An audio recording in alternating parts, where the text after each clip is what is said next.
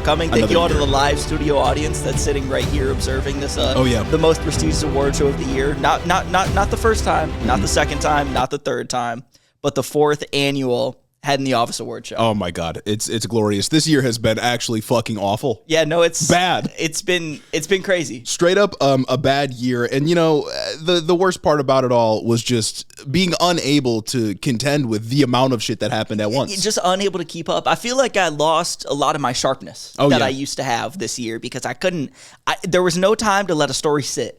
Because the stories were happening. Sometimes the stories would happen an hour before we go. Sometimes the stories would happen an hour and after we start. But it didn't matter because that was outdated by the time it was time for the next episode. There was no time for analysis, no time for critical thought. No. Just horrors. How am I supposed to keep up with this? How am I supposed to think about the why or why something happened when it's just happening and another thing happened and another and another and another? Yeah, and with that being said, we are going to talk about all that today. And I think this year, more than any other year we've been doing this, it was difficult to put this together. Not because we didn't have enough to talk about, but because there's just too much. There's just too much. It's so much I forgot. And this year, we're definitely going to benefit from the fact that we've got the voting to go through. Obviously, you all cast your votes in the HITO Award Show, at least I hope. And then we have the bracket to go through later. And I definitely used the bracket this year as a way to catch the stories that we're going to miss in the voting itself, because there was just so much, man. So much shit. Too much. That's the biggest theme of 2025 is just too much. Yeah.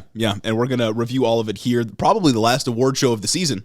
Oh, for sure. Maybe, unless they do some into the next year. I don't fucking know. Yeah, a lot of them are in January. We're kicking off award season, really, I think. But maybe some happened. I don't. Who keeps up with those anymore? Nobody. Only you guys keep up with this. You keep up with the number one award show podcast. All right, then I think it's time to get into this. But actually, before we get into it, yes, can't get into it without saying, please become a patron. Please become a patron. Please, if you don't have the means to become a patron, leave a 5-star review on Apple or a comment on Spotify. Those will be read at the end of the award show. But to kick off this award show, we do got to give thanks to the people, the last people of 2025, to leave 5-star reviews. And we're going to start that list off with King Sad Boy. Redacted is so good. Shout out to Redacted and Redacted. I've accepted the redacted gospel. These two redacted up white redacteds are always able to make me redacted when the country makes me want to redacted. This redacted -7 compliant podcast has taught me the virtues of condemning redactive and, of course, redacted. Thank you for showing me redacted things are redacted and redacted things are redacted. That's an excellent little review right there. You can go and check over on Apple. And if you're a well-versed HITO head, you too can fill in the blanks on that one. And honestly, I have no questions. This totally clears all of my questions up right here. It does. I have nothing to worry about. The next one from HITO in DC, 55 pages of redacted out of 5 stars. I wonder what's on people's minds recently. So thankful to have found this podcast to keep up to date with the news while also hearing only the best NSPM 7 compliant takes. These Midwest white boys never miss, except for when it comes to my only disagreement with them. My dad and I's love for the Green Bay Packers. Boo. Get this guy out of here. I'm not even going to read the rest of it, except for, of course, I condemn political violence. You've just done violence to us. You've done violence to us, especially considering the outcome on Christmas Day. Guys, words are violence. You know what happened. You know what happened, and that's why you guys lost to the Ravens. Yeah. The Lamarless Ravens. Ridiculous. This next review from Lucy Aurelia. 55 burgers, 55 fries, 55 Epstein redacted files. Started listening after TikTok recommended you boys. Maybe short form media can save America. As a Minnesota trans girl who has the unfortunate pleasure of being a Vikings fan. Fucking pain right now. Jesus Christ. I understand your pain of liking the Lions. Ridiculous. Bro, come on. This is the first podcast I've ever been feral about. I appreciate your coverage of everything, but especially for including trans issues in regular segments. Nothing makes me happier than listening to two cracked out white boys defending the least fortunate among us. I plan to sign up for the Patreon in the new year, and as I will never be able to afford a house of my own, I can at least try to prevent the fourth circle of hell, landlords, from taking one more house off the market. Love and support forever. That's real. I can't believe my Lions lost to 9. Yep. And then the 9-list Vikings. Oh my God, dude. He sucks, too. Max Bosner or whatever. The third string, whatever. I digress. Upsetting. That's what's lingering in my head. It's also upsetting that, I reposted our, the gay nutcracker Jesse Waters video. I saw that. That was a goated move. I reposted that because I saw that popped back up. I think I was looking through our TikTok feed to find out what the fuck happened this year. Yeah. Because I feel like I forgot about everything that happened before like September. So I was looking at shit and I found that video again. And I was like, let's repost this. And then it made me sad thinking, man, politics used to be so simple. It used to be so much funnier. Like we don't get gay Nutcracker anymore. Like they like won. Like they won. They got into power, so they stopped doing like they do a lot of the culture war bullshit, but in more like harmful ways. Yep. What happened to Jesse Waters' gay Nutcracker and Black Disabled Santa? What happened to that being the #1 issues they were talking about? It's like that was already like an insidious culture war thing. Like they were obviously trying to advance hate, but at the very least we could have fun. No, it was so much easier to make fun of them. And now it's just, RFK Jr. killed 3,000 more kids with a preventable disease. And it's like, well, this isn't fun. Oh, yeah. Instead of the fun being gay Nutcracker, the fun is, guys, look how corny ICE looks while they abduct people out of their homes. Yeah. We just striked a land installation in Venezuela. A real thing that happened, by the way. Exactly. And we bombed, Nigeria on Christmas Day? Didn't bro say some shit like, the oil's ours, like we're keeping the tanker or something? Yeah, guys, there's too much that's happening. You miss 1 week of HITO. You have your last news episode of the year. And then Trump decides, let's have all the news for the year again.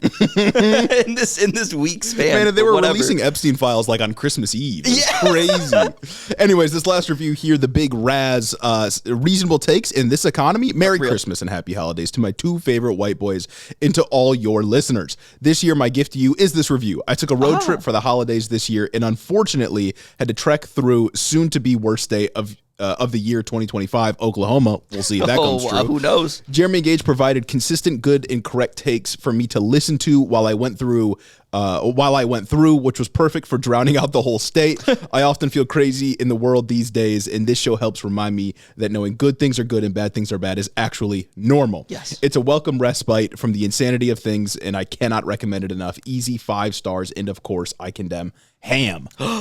Wow, condemning a Christmas ham? That's fucked up. Yeah. That's actually fucked up. I'm still living off my Christmas ham leftovers. Thank you very much. That's true. It's absurd. Absurd. Well, then I believe it is time to get into the coveted HITO Awards. It is time to get into the coveted HITO Awards right now. Guys, I know you've been probably waiting all year for this. Oh, yeah. Am I right? I mean, let's hear from the studio audience, guys. Come on, like, have you been waiting all year for this? Hold on. Thank you. Sorry, drummer. Thank you. I know. Drummer boy got confused. Drummer boy got confused. It happens all the time. You know, we haven't used drummer boy in a while, so I don't remember what signals to give out. But thank you to our studio audience. We got bro on retainer. Anyways, last year I believe we got like 250 something votes. This year HITO has just exploded.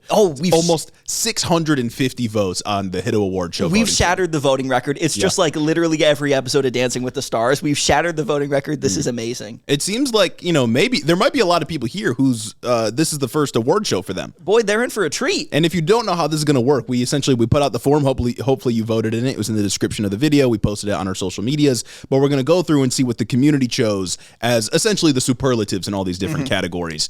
And I will say there's some winners that are expected. There's some snubs in here. Ridiculous. And I think there's some that might surprise you. So I think we should start off. But before we start, I will say 600 votes hit a record. But 600 votes... like 7,000, 8,000, 9,000 listeners. Not even like 10% of the listening base. What the fuck is going on, guys? Some people abstain from voting, What's happening? Are you uncommitting us? It's fucked up. What did we do? I don't know. For those of you that didn't participate, what the hell? What the heck, guys? What the hell? Guys, tell me why you didn't participate. You're gonna have to wait. You're gonna have to wait another year to be able to do this. Exactly. You're gonna see how much fun we're having and how much fun everybody who voted is having when we reveal like what won and what didn't and whether or not they participated. Then you're gonna be like, God, I wish I could have stopped this snub from happening. Yeah. Because you could have.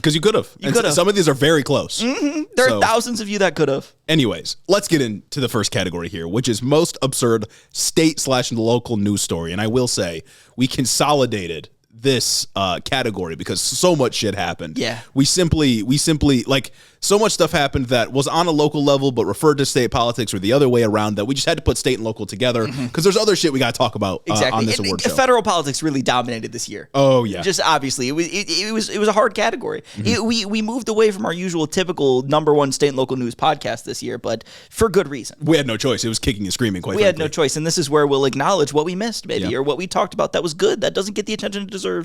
Yeah, so last year's winner, most absurd local news story, was Oklahoma introducing Trump Bibles to the classroom. That was a good one. Again, a state story that influences local politics because the schools have to be the ones to implement this kind of thing. So that was most absurd local news story last year. And I gotta say, R.I.P. Ryan Walters. Oh my God, man. He retired this year. He's gone. He's not the superintendent of public instruction anymore. I know, and for that reason, it's sort of getting into spoilers for like the worst state category, but I feel like Oklahoma can't win because of that. No, absolutely not. Because like you got rid of Ryan Walters. We It's won. a good thing. We won. Yeah.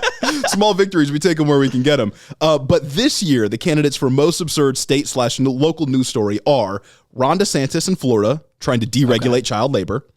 Florida sheriff saying that he will shoot No Kings protesters graveyard dead. It's fucking crazy. J.D. Vance's brother losing the Cincinnati mayoral race by 70%. 70. That was a good one. I forgot about J.D. Vance's brother. So did the Ohio electorate. Or the Cincinnati electorate.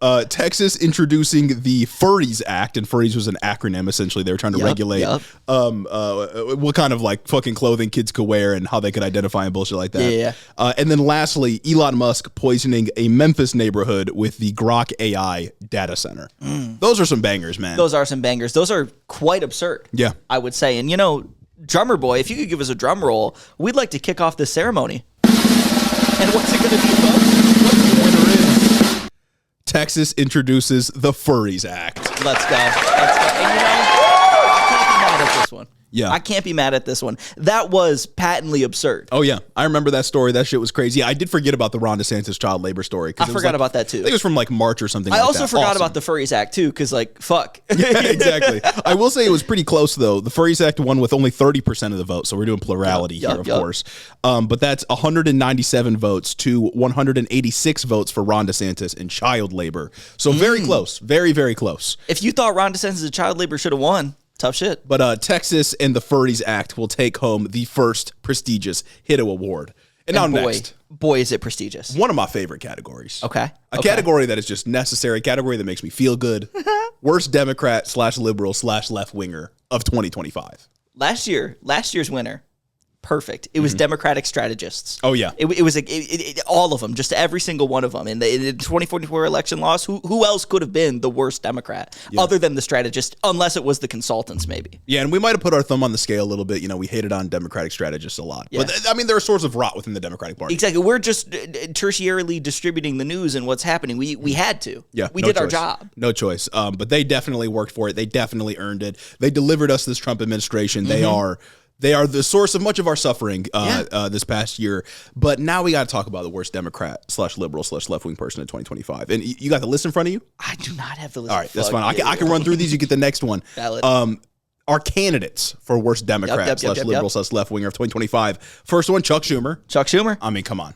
He's got to be on the list. That's a good one right there. That is a solid pick right there. We are starting off hard. Ezra Klein. Okay. Hakeem Jeffries. Yep. Kamala Harris. Oh. And the 8 centrists who caved on the shutdown. I'm envisioning a tight race. I'm envisioning a really close, really tight race. I mean, there's arguments to go really any which way right here. Yeah. Hakeem Jeffries. Oh, the baseball bat. Oh. Chuck Schumer. Everything he did all year. Chuck Schumer not shutting down the government in June. Shutting down the government again, and then kind of also being complicit in the 8 Democrats that broke the party lines to go open up the government. Yeah, that's how I feel too, is obviously the 8 Democrats who caved on the shutdown. First of all, they get a natural advantage because it's 8 of them in one. You know what I mean? Yep. It's easier to blame a group of people, especially when they did something like end the only leverage Democrats had all year. But Chuck Schumer, that doesn't happen without a guy like Chuck Schumer. No, it doesn't. Being at the head of the Democratic Party in the Senate. It absolutely does not. And for that reason, I feel like my pick is that Chuck Schumer was the worst Democrat of 2025. Hakeem Jeffries doesn't know what the fuck he's doing. No. He's kind of just being pulled along by the older establishment Democrats. Not that he himself isn't complicit in all this, of course. But the 8 centrists, they can't do what they did. That doesn't happen without Chuck Schumer making it happen behind the scenes. Exactly. No, so I really think Chuck Schumer has a strong argument to take it over the 8 Democrats. I think so.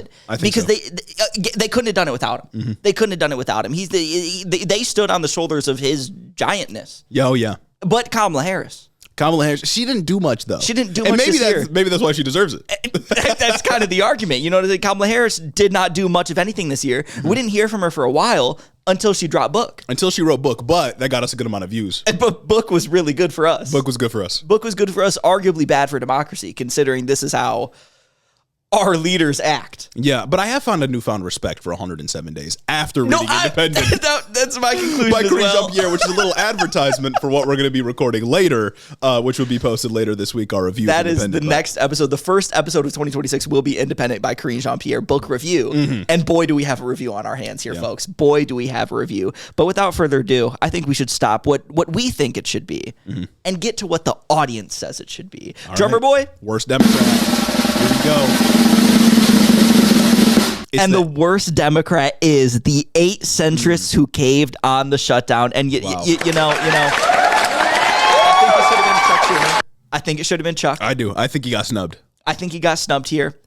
But there was a strong argument for these 8 Democrats because at the end of the day, they did make the personal decision. And I mean, included in these 8 Democrats is one Democrat who was always with the Republicans this entire year. That's John Fetterman. Oh, so true. That's John Fetterman. John Fetterman takes it again. Republican. I think he won it like 2 years ago. Yeah, probably. So, oh man, John Fetterman takes another. It's sort of a group award, but wow. I will say the distribution here is 287 votes for the 8 centrists, 44%, and 252 votes for Chuck Schumer, 38%. So the lion's share went to the 8 Democrats and Chuck Schumer, and it seems like the audience almost agreed that Chuck Schumer is worse than those 8 Democrats combined. Precisely, because Chuck Schumer had to have been at least a motivating force in the background for the people who voted for the 8 Democrats. Frankly, I'm surprised to see Ezra Klein get as little the share as he did. Oh wow, yeah. I really am surprised to see Ezra Klein gets 7.7% of the votes, only 50? Yeah, only 50. Wow. Kamala Harris only got 8. And you know, I get it. Like I get it considering this other things, but guys, Ezra Klein, like I just gotta criticize the distribution of how you're thinking here. Because I don't think that 8 Democrats and Chuck Schumer should have ran away with it this much. Yeah. Ezra, Charlie Kirk was doing politics the right way, Klein. Ezra, we need to run pro-life Democrats, Ezra Klein. Abundance Klein. Ezra Abundance Klein. Yeah. You know what? Maybe it's because a lot of you fuckers read the book, and I know you did because Spotify tells us. Spotify told us that a lot of you read Abundance, so maybe that's what was going on here. But I don't know. I think Ezra Klein should have been a little more competitive than he was. But without further ado, I think we should move on to the next category. We should. Next up is worst Republican, conservative / right-wing person of 2025. And we got a banger list here, folks. We got a banger list one here. There's a lot of options. The winner last year, pretty clearly, and I think deservedly so, was Elon Musk. Elon Musk had put in the work to be the worst Republican conservative guy of 2024. I mean, sunk hundreds of millions of dollars into Donald Trump's campaign, was just further Nazified the platform that once was Twitter. For sure. Made everything worse that he possibly could. And he certainly played a role at the beginning of this year as well. But this year, I think, at least I thought it was going to be more competitive. Yeah. This is just an outright majority, the winner here.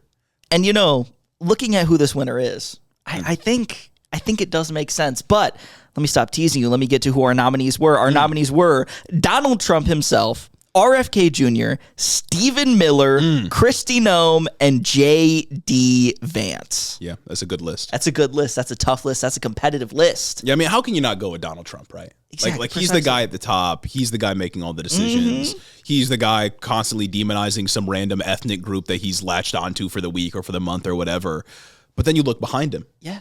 Who's directing all that policy? And you know, that's a guy like Stephen Miller. And you know, in some ways, I think Donald Trump is too easy. I think Trump is too easy of an answer for something like this. I mean, who really is the worst? You gotta look behind the scenes, like you said. You gotta look at the people who are actually pulling the strings. Because like we talk about, Trump doesn't know what the fuck he's doing. He doesn't know. He has no idea. He's awful and he's bad, but it's kind of like banal. Like we've said, that's kind of been the theme of this entire year. He is Biden. He's Biden. And so how could he be remarkable in really any other way? How could he win this award?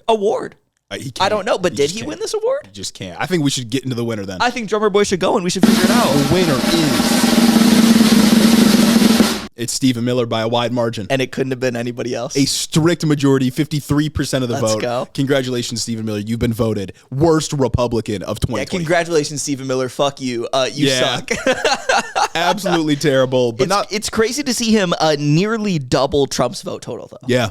That is crazy to see, but like we said, it's a little too easy to vote for Trump here. It's a little too easy, and I think people got their finger on the pulse. They know that Trump's an old guy. He's Biden. Exactly. And it's the people behind him that are really making decisions, and that's a guy like Stephen Miller has just been like the one recurring element of this year. Elon Musk fucked off. Yep. We see a little bit of JD Vance here and there. Pete Hegseth gets his moment in the spotlight, but I feel like Stephen Chrissy Miller, Nome's fallen off as well. Yeah, Chrissy Nome doesn't get as much attention now that like the military occupations have sort of like fizzled out. And whenever Chrissy Nome does get attention, it's just to make fun of her. Like nobody takes her seriously. But Stephen Miller, man, that guy's got some new Nazi theory to unleash every day. Exactly. And it's like Trump can be funny. He is dramatically less funny than what he was before. Yeah. But there are times where he can do it. There are times where he has sauce. There are times where he makes me laugh, either because he's being so absurd. He's gone so far into the evil direction that it's just, it's a post-parody. It's a parody of itself. It's just kind of interesting to observe. Stephen Miller, on the other hand, never once has he like made me laugh. No, he's evil, man. He's just evil. The Every fucking time he Goebbels comes, speech? the Goebbels speech, Man. the plenary authority thing. Well, actually, that was funny when he pretended the mic cut out. Yeah. Respect. I do have to respect that one now that I'm looking back on 2025. Once again, guys, lots of things that we forgot, lots of things to consider, lots of things happened this year. But Stephen Miller, every time he opens his mouth, he's just like screaming and his forehead wrinkles weird and I don't understand. And he's like impossibly bald. He's Lex Luthor. Yeah. You could look at Lex Luthor's portrayal in the Superman movie that came out this year and say that's over the top. If you lived in a world where Stephen Miller wasn't around, because arguably Lex Luthor didn't go far enough. No, he didn't. It wasn't dramatic enough. It wasn't dramatic enough. Stephen Miller, considering man. how he gets on CNN or he gets on these platforms and he just like whines and moans. Yeah, Stephen Miller, like the only thing he does is just drum up racial resentment. Yeah. And like racial antagonism. That's what this dude is dedicated to. He loves racial antagonism. Yes, he'll do it any chance that he gets. And his wife goes on and makes fun of his sex ability with Jesse Waters. Yeah. Got to shout out Katie Miller, of course. Shouts out Katie Miller, but our Stephen Miller- podcaster. Stephen Miller worked for it, man. He worked for it, and it's his now. It's his now, and that's a good one. If that would have gone any other way, I would have had to question the audience. Yeah. I would have had to question what podcast they listen to. Next one is our next category here is best character arc of 2025, aka the story we loved to follow the most. And we got some banger stories here, folks. We do have some bangers. The nominees are Zoran, 1 Momdillion votes Momdani, Jeffrey Epstein, the man who never dies, Oh, tough one. Marjorie Taylor Greene, the last true MAGA patriot, the woefully underqualified Kash Patel, and artificial intelligence. Oh, What a category. what a category! There's some bangers in here. This is the best like character arc, and I gotta say, when I'm talking about like character arcs, there's not really a lot of character arcs like Kash Patel. There's not really a lot of underdog stories like Kash Patel. This guy, was he ever even in the FBI? No, I don't think so. This guy, He might have been in law enforcement in some capacity before. a podcaster, so I respect him. Yeah, that's the one notch in his belt. Exactly, not a podcaster, so I gotta respect him right there. Yeah. That's a coworker. That's a colleague. That's a qualification. It's a qualification. But to get on the mic, you got to know a lot. Yeah. You know what I mean? So podcaster, he's there. He's doing it. I guess he already had his girlfriend, but he's going around. He becomes the FBI guy, the top guy in the FBI, the top, like one of the top cops in the country right there. It's on a pedestal. Yeah. From a podcaster to the head of the FBI. What a character arc. I mean, what a rocket ship of a person, man. Absolutely. And you know what? He stayed himself the whole time. Oh yeah.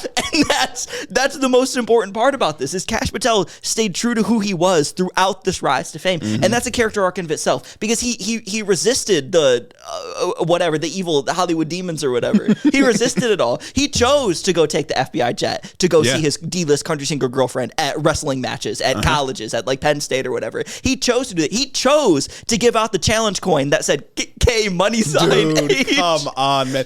Kash With the Patel, Punisher man. skull and revolvers to FBI officials. He chose to be a guy. Yeah. He stayed a guy the whole time, all year. From like live tweeting information about ongoing investigations to flying to meet his D-list country singer girlfriend, who might also be a Mossad agent. Kash Patel was the best character we had this year. Absolutely. Certainly the best character out of this Trump administration, because a lot of them are just demons. But Kash Patel, man, I have loved watching his story. I have. It's incredible. He's a funny guy, dude, Like- and he looks like that. From podcaster to FBI director that's giving out challenge coins, he's awesome. He's so cool. And he looks like that. Exactly. He looks like that. Even when he was sitting on Katie Miller's podcast, fending off the allegations of misusing the FBI private jet. He was like, well, yeah, I only saw her, I went for like family holidays and birthdays. Like, you got to go get on the jet to go see her. Every other time you got to get on the jet to see her. I only saw a couple of her shows, like 13. I went to her friends and family houses. Friends and families. Like, I was just going around like to see her. But like, that's just what you do. Typical long distance relationship stuff when you go and get on your government paid for private jet to go see your girlfriend. Yeah. That's a guy right there. That is a guy. That's an arc. And then one of the most important political commentators on the right gets shot in front of everybody on camera, and he says, "See you in Valhalla, brother." A place neither of us believe in. Didn't he also say we got him? Like we got the guy when he didn't? Live tweeting misinformation about investigations. And then during the ICE thing, didn't he do the same fucking thing? He's like, oh yeah, we got the guy. No, they didn't. Yeah. No, they didn't. And then they probably did some shit again. I think he did it another time or like 2 more times or something like that. Cash Patel's been good, but I can see an argument that maybe that's not an arc. Yeah. I would disagree, but maybe that's not an arc. Maybe there hasn't been change. Who amongst theirs has had change? And I would have to say that it's Marjorie Taylor Greene. She's definitely changed. She's definitely changed, at least publicly. I think it's all one big grift, but there's been change there. Yeah, my take on Marjorie Taylor Greene has shifted a little bit, especially since I did that like little short form video thing or medium form video thing where it's like Marjorie Taylor Greene obviously seems like she's switching up now. Yeah. And a lot of people are giving her kudos for that, although I don't think it's all that principled. What I think is really happening is we're getting our first glimpse of what a post-Trump MAGA movement looks like. Oh, I think true. I think her and people like Candace Owens and some other people in like right-wing commentary space, not many politicians, but some of like the political figures are making moves to establish or stake out territory after Trump is gone, because I think a lot of them can tell like time's running out on this movement and the energy's going to have to go somewhere. I think Marjorie Taylor Greene is sensing those winds shift, and I think Candace Owens is as well. But I think a lot of people are not making accurate preparations for that. And I think to see Marjorie Taylor Greene shift outside of the purview of like self-interest would be to misunderstand her entire political career so far. Oh, for sure. You know what I mean? And it's almost like we're witnessing the early balkanization of the GOP. Yeah. They're balkanizing.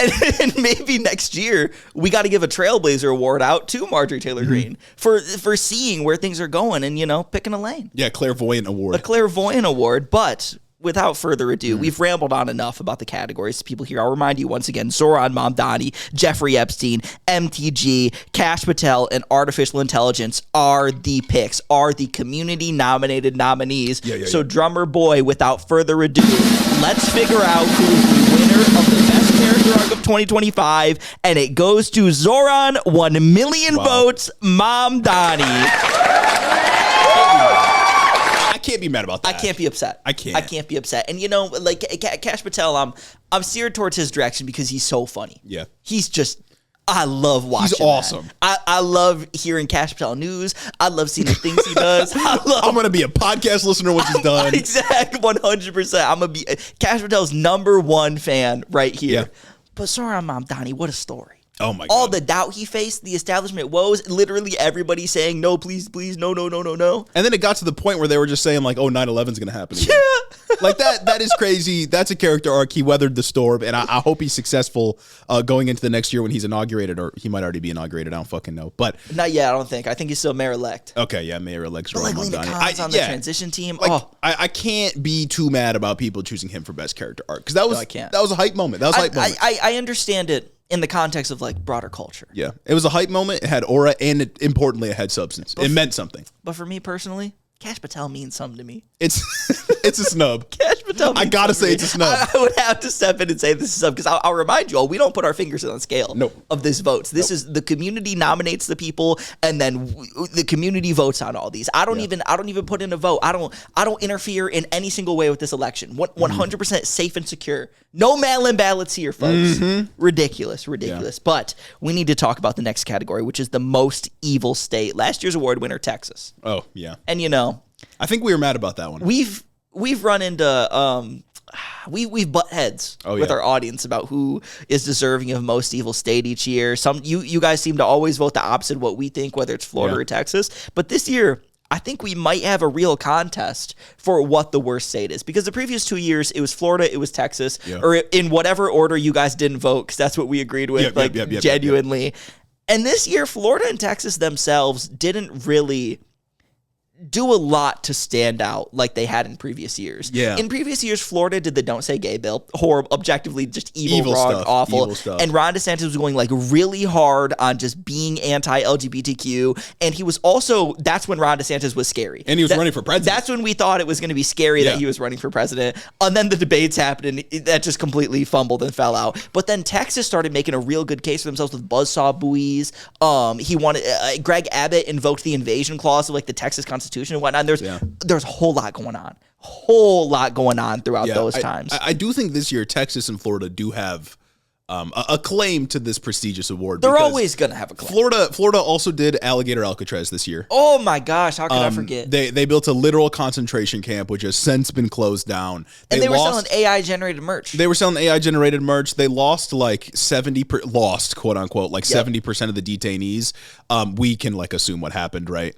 But Texas was eagerly sending National Guardsmen to occupy our nation's cities. That's right. They were just deploying them all over the place. Wow. Yeah. You know, there are strong arguments, but it's not as clear. Texas was probably also like being evil to immigrants in other ways, but that's like a banal thing at this point. Yeah. No. This. Is true. Texas also launched like the gerrymander effort. You know what? To redraw their district lines. Texas. Yeah, it's difficult. I think Texas is making a strong case, but let's run through the nominees. The nominees are Florida, Texas, Oklahoma, Ohio, and Missouri. Missouri got an amount of nominations. I'm not sure why. I feel like something big happened in Missouri, but I'm blanking. I'm completely forgetting. Ohio, J.D. Vance. Vivek Ramaswamy. Just in general, produced these two individuals. I think Oklahoma's up there because of I do think Oklahoma's recency bias. Like I think so too. They had Ryan Walters for the better part of the year, but now Ryan Walters is gone, so that sort of like moves Oklahoma down in the bad rankings. You know what I mean? Yeah. But then of course Oklahoma, Samantha Flonecki. Yes. And that's recent in people's memories. That shit sucks. It was a cultural moment. People were very angry about it. The essay was dog shit. And didn't the governor say something about it? Yeah, I think he did. And Oklahoma like decided the case in her favor and like put the instructor on leave or something like that. Just all around bad shit happening in Oklahoma. But I don't think that's enough to earn the prestigious award. Yeah, you know what? Worse shit is happening in Texas and Florida all the time, actually. So without further ado, let's figure out who won this prestigious award. The winner is... It's Texas. It's Texas. It's Texas. Guys, this was a close contest. This was a real close contest. You know, I do think Texas deserves it. Yeah. Now that I've thought like hard and really reflected on the year, I think you guys finally got it right. The right choice. You got it right. After a couple years, I think we're finally in tune. We're finally on the same wavelength, and you got it right with Texas. I will say though, looking at these standings, Oklahoma really made a case for itself. Yeah. Texas out here received 223 votes. Oklahoma 198. That's crazy. Those are scales that could have been tipped. And you know, I can't be too mad about it. You know, there's so much happened this year that a lot of people focus on what happened recently. Again, I couldn't remember anything before September of this year. Absolutely. It was difficult. But I can't be too mad at Oklahoma because, again, they got rid of Ryan Walters and we got like 1.6 million plays off of Samantha Flonecki. Yeah, you know, we low-key clip farmed. We clip farmed her. we low-key squeezed all the juice we could out of that one. Yeah. I can't lie. So I can't be mad about that. I gotta respect Oklahoma coming in second. I do. Yeah, you know, that's strong. That's strong. Yeah. I'm happy with Texas this year. I'm happy that us and the community are finally in alignment though. That's really what's making me happy here. Yeah. Because it's pained me to see you guys just be so objectively wrong these past couple years. Oh, and one other thing Texas has done, which will play out more next year, is give us too much fucking discourse around a Democratic Senate primary. Oh my God. That's going to be something that we probably get yelled at for eventually. Oh man, I was surprised we didn't. Yeah. I was surprised we didn't, frankly. Yeah, okay, all right, Texas, that's going to be on a list. You know, sometimes it just feels like all the news happens on Monday and Tuesday. It's messed up. But my favorite podcast drops episode on Wednesdays. I don't know what to do. It feels like they miss all of it. That's a curse. If only there was a platform that I could go to where I could listen to these episodes early, maybe when they record them. Do you have any thoughts? Boy, do I have a solution for you. Oh, do tell. If you head over to patreon.com/headintheofficepod, you can listen to Head in the Office episodes before the curse of Monday and Tuesday news comes out. Really? Do tell. And you get access to commercial-free episodes. And everybody wants commercial-free episodes. I bet there's also a whole host of other benefits and community engagement that they offer. And friendship. Very true. Who doesn't want friendship? The most important thing. Absolutely. In times like this. Back to the episode. The next category we have is a brand new one. It's a brand new one, folks. It is the corniest member of the Trump administration. This one felt necessary because, like, we've got villains this year. Yes. And we've got a category for villains that we will get into. But putting some of these people that we'll talk about in a minute into the villains category just didn't feel right. When we were looking at these categories last year, when, you know, the HITO Award Show team was getting together trying to decide Big like, what's going on there, how we're going to design it. Big team. High paid, too. Huge team, very well compensated. Yep, salaried. Very well off, salaried employees. We think about this stuff all year, guys. Come on, this is number one award show podcast, number one award show of award season. Yep. Anyway, last year, you're looking at the Biden administration because that's when this podcast started. It lived throughout the Biden administration until now. Much like everyone else, we are Biden. Exactly. You didn't really look at those administration figures and think like, oh, that guy's corny, that person's corny. You're just like, oh, you kind of suck. Oh, you're good. I kind of like you. I kind of don't like you, blah, blah, blah, blah, blah. Yeah, Biden didn't have any, like, cornballs. Nobody was, like, a performer. Exactly. Nobody was performing. That was precisely the problem. Part of the issue, yeah. That was part of the issue is that nobody could perform anything. Nobody could perform their fucking job if we're talking about Merrick Garland. Nobody could be exciting in front of the mic if we're talking about Joe Biden. Like, it's just, there were a host of other issues. And when Trump came into power, he really did kind of change the game. And he put the podcasters in charge. He put the Fox News hosts in charge. Like what? Like 22 members of his appointees were formerly Fox News hosts or like something like that. And I gotta appreciate that. I gotta appreciate it because he's got a mind for entertainment. Reality TV guy, The Apprentice. He appreciates he respects the relationship between the audience and the camera. Televised cabinet meetings. Yes. With these people. I mean, come on. It's good. So that's why this year we had to introduce the category of corniest member of the Trump administration 2025. That's right. And our candidates are Kash Patel, Pete Hegseth, Kristi Noem, J.D. Vance, and Caroline Levitt. This is a stacked category. It is a stacked category. And there's like a litany of other people that could make it in here. Oh, 100%. You could have a revolving door of nominees here. You know, really, I'd imagine it changes on the day, but I think there are two front runners in my, you know what, three front runners in my mind. I would have to say my favorites are Kash Patel, obviously. Oh, yeah. In this order, Kash Patel, Pete Hegseth, and J.D. Vance. Yeah.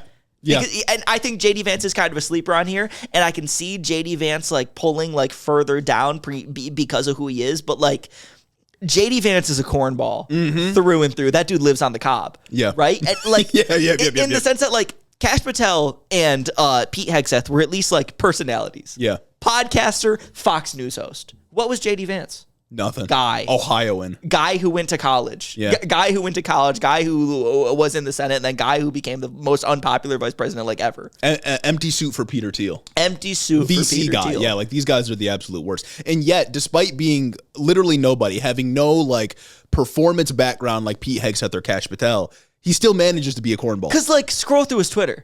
Like, J.D. Vance constantly tries to, like, toe a line in, like, the weirdest way. He's like, well, like, the Nicki Minaj, Erica Kirk thing. Dude, the Nicki Minaj thing was awesome. The Nicki Minaj thing, so fucking crazy. Because it's like, if we're going to take a brief, like, side note for a second, like, what do you mean you're throwing Nicki Minaj on there? Yeah. Like, Charlie Kirk, the clip of him saying Nicki Minaj isn't, like, a good person or role model or whatever, like, goes viral all the fucking time. Like, I don't think he liked her, and you're bringing her out to his memorial or whatever. That's just weird to me. You know what I mean? But I digress. Like, the Nicki Minaj thing, she said something along the lines of, like, girls looking up to like whatever, and JD Vance tweets about it, and he says Nicki Minaj said something really profound last night, and then whatever it wasn't that profound. It was just kind of stupid. Are you pulling it up right now? Yeah, I'm looking for it. Yeah, no, you got to. I need to read the tweet or like see what exactly it was or remember the context to like really communicate to you guys why this meant something, because boy, it's just like the way that JD Vance talks it's just corny. Kash Patel's funny. Pete Hegseth is funny. JD Vance is always trying to like, he's trying to perform normalcy. Yeah, yes. That's exactly it. That's exactly it. And that's what makes him corny, is he tries to come across as like a normal, learned, intelligent guy, but it always seems like he hates being underneath his own skin. Like he's trying to crawl out of himself. It's like bizarre to watch, and it makes him corny. Or like with the Usha Vance, Erica Kirk stuff, he's always like, no, we are not, me and Erica are not doing anything. We're just friends. I love my wife. See, I have my ring on right now. Like that's how he talks about everything. Like just be a guy. Yeah. Or when like he gets asked about like indirectly asked about like comments Nick Fuentes made about Usha and like the slurs he uses and shit, and he's like, yeah, well, I wish she was Christian. And it's like, dude, like, what do you mean? You can't say that about your girl. You can't say about your wife. About the mother of your children. You're supposed to love her wholly. Yeah. And you say, yeah, I would love to change things publicly about my wife. That's crazy. Yeah, but here's the Nicki Minaj tweet, dude. The bad part is, like, there's stuff that I want to say about this that I can't because of my personal identity. You know what I mean? Precisely. But I'm gonna just read this tweet from JD Vance. Nicki Minaj said something at AmFest that was really profound. I'm paraphrasing, but she said, "Just because I want little black girls to think they're beautiful doesn't mean I need to put down little white girls with blonde hair and blue eyes." We all got wrapped up over the last few years in zero-sum thinking. This was because the people who think they rule the world pit us against one another. At Nicki Minaj rejects that. We all should. It's so fucking funny because it's just like the Nicki Minaj statement in of itself is already like nobody thinks like that. Yeah, like you're shadow boxing here. And then for JD to be like, wow, you know, at Nicki Minaj, very profound. Yeah, very profound. Not profound at all. Really, not even a little bit profound. In fact, it's a dog whistle. Like blonde hair, blue eyes, dude. Come on. Exactly. And he's always getting on here and he performs normalcy. He tries to be the guy that like sane washes the Trump administration's actions without having the sauce to actually do that. Mm-hmm. And he'll get on and be like, guys, it's not that crazy to say that that 30 million immigrants have come over here and they're taking over houses and making houses in the suburbs more expensive. It's really not that crazy to say that. Mm-hmm. It's like, shut up. Yeah, everything he says, he's saying it like it's just the plain truth. And it's like, dog, you're wrong about like everything. And in fact, he keeps like reinventing himself. Like every 4 years, he has a whole new set of beliefs. Yep. And we're just supposed to pretend like he's always believed in these things and that he's not like again, an empty suit that's just there because it's filled with venture capital or whatever. And he also like says things like he doesn't believe in them because like he doesn't believe in them and he can't figure out how to actually be a normal guy, so he's just got to pretend. Yeah, he does not know how to be a normal guy. That's what's corny about JD Vance, and really I think I'm convincing myself to put him higher, but like I'm looking at it and I'm looking at the wide gap between JD Vance and Pete Hegseth and Cash Patel in my mind, and it's like, no, like those guys are funny. Yeah, because like you can't get around the challenge coins, live tweeting misinformation, the fucking see you in Valhalla, brother. Like Cash Patel is just he's my corniest. He's my corniest man of the year. There's never going to be anyone else for me. But like Pete Hegseth, man. The war on warriors, calling generals fat and gay, dude. Like, oh my, he's perfect. He's excerpts we read from his book about like women serving and whatnot. Oh my God, yeah, no, he's just he's awesome. Like what? How is he the military guy? Yeah. That's just not fuck, man. Yeah, that's and like him kicking out journalists unless they sign like the pledge about classified information. Yep. All the rumors swirling that like he gets frustrated when he doesn't have like his makeup done up right or fucking whatever, or they don't have like he's whatever always, like, fucking perfectly combed and groomed, and he wants to play dress up with soldiers. Man, like he's so awesome. Yeah. And I Cash Patel, Pete Hegseth, man, they're perfect. Yes, and it's just he's always shoehorning warriors into it. Mm-hmm. America's war fighters are out here doing this thing like war fighters. And the war crimes, like him saying like, "Oh, you sit in your air conditioned offices, man, come on." Every time I stop to think, there's another fucking Pete Hegseth moment that pops into my head. That's true. He's awesome. This is true. It's good. And without further ado, I think we need to just cut it and get to who the winner of this category is, because we could debate this forever. It's like the GOAT debate. Yeah, we could keep going back and forth and back and forth and back and forth until we finally land on it. And drummer boy, come on now. And the winner of corniest member of the Trump administration in 2025 is Pete Hegseth with a commanding majority, a straight majority, 51.9%, 336 votes. I'm not sure I agree with the disparity here. And the studio audience doesn't either. That's why there's no claps. There's no clapping right now. It's because we have a live audience and they just disagree. Exactly. I do think it should have been closer between Pete Hegseth and Cash Patel. I can forgive you guys for not voting JD Vance because that's sort of like nuanced. For sure. But Cash Patel, man, that's two snubs, I think. It should have been a contest. It should have been a contest, and it wasn't. And that's more offensive than if he would have lost in a close race. Yeah. That's two back-to-back snubs for Cash Patel. And I do want to kind of dive into this because more people voted for Caroline Leavitt than they did JD Vance. And frankly, I think you're getting it confused. I think Caroline Leavitt would have fit more into the most villainous category. Because like what's like head propagandist? What's like corny about like Caroline Leavitt? What's like funny? What's like I don't know. She got a lot of nominations. I think the cosplaying she does around like motherhood and being a mother is kind of corny. Oh, the big crosses. Because it's like you're 19. You know what I mean? Like oh my God, yeah. You see she's pregnant? Yeah. Crazy. And just like the shit where it's like, I remember there was one press briefing she gave one time, and she said some shit about motherhood and how she's got like her kid around the White House and shit like that. Yeah. And then some like major conservatives were like, "Wow, she's like humanizing being a parent," and it's like humanizing being a parent. Yeah. Humanizing being a parent. For real. Wow. Yeah. Parents, the most dehumanized group ever. What are we talking about? We're humanizing being a like it's just stupid. There's the big ass crosses that she wears that she was getting made fun of. Does she still wear those anymore? Or did it get to her? I don't know. She probably still does because this administration cannot change course. It's all about to save its life. Yeah. But I will say her getting more votes than JD Vance, I do have to principally disagree with, and Kash Patel losing.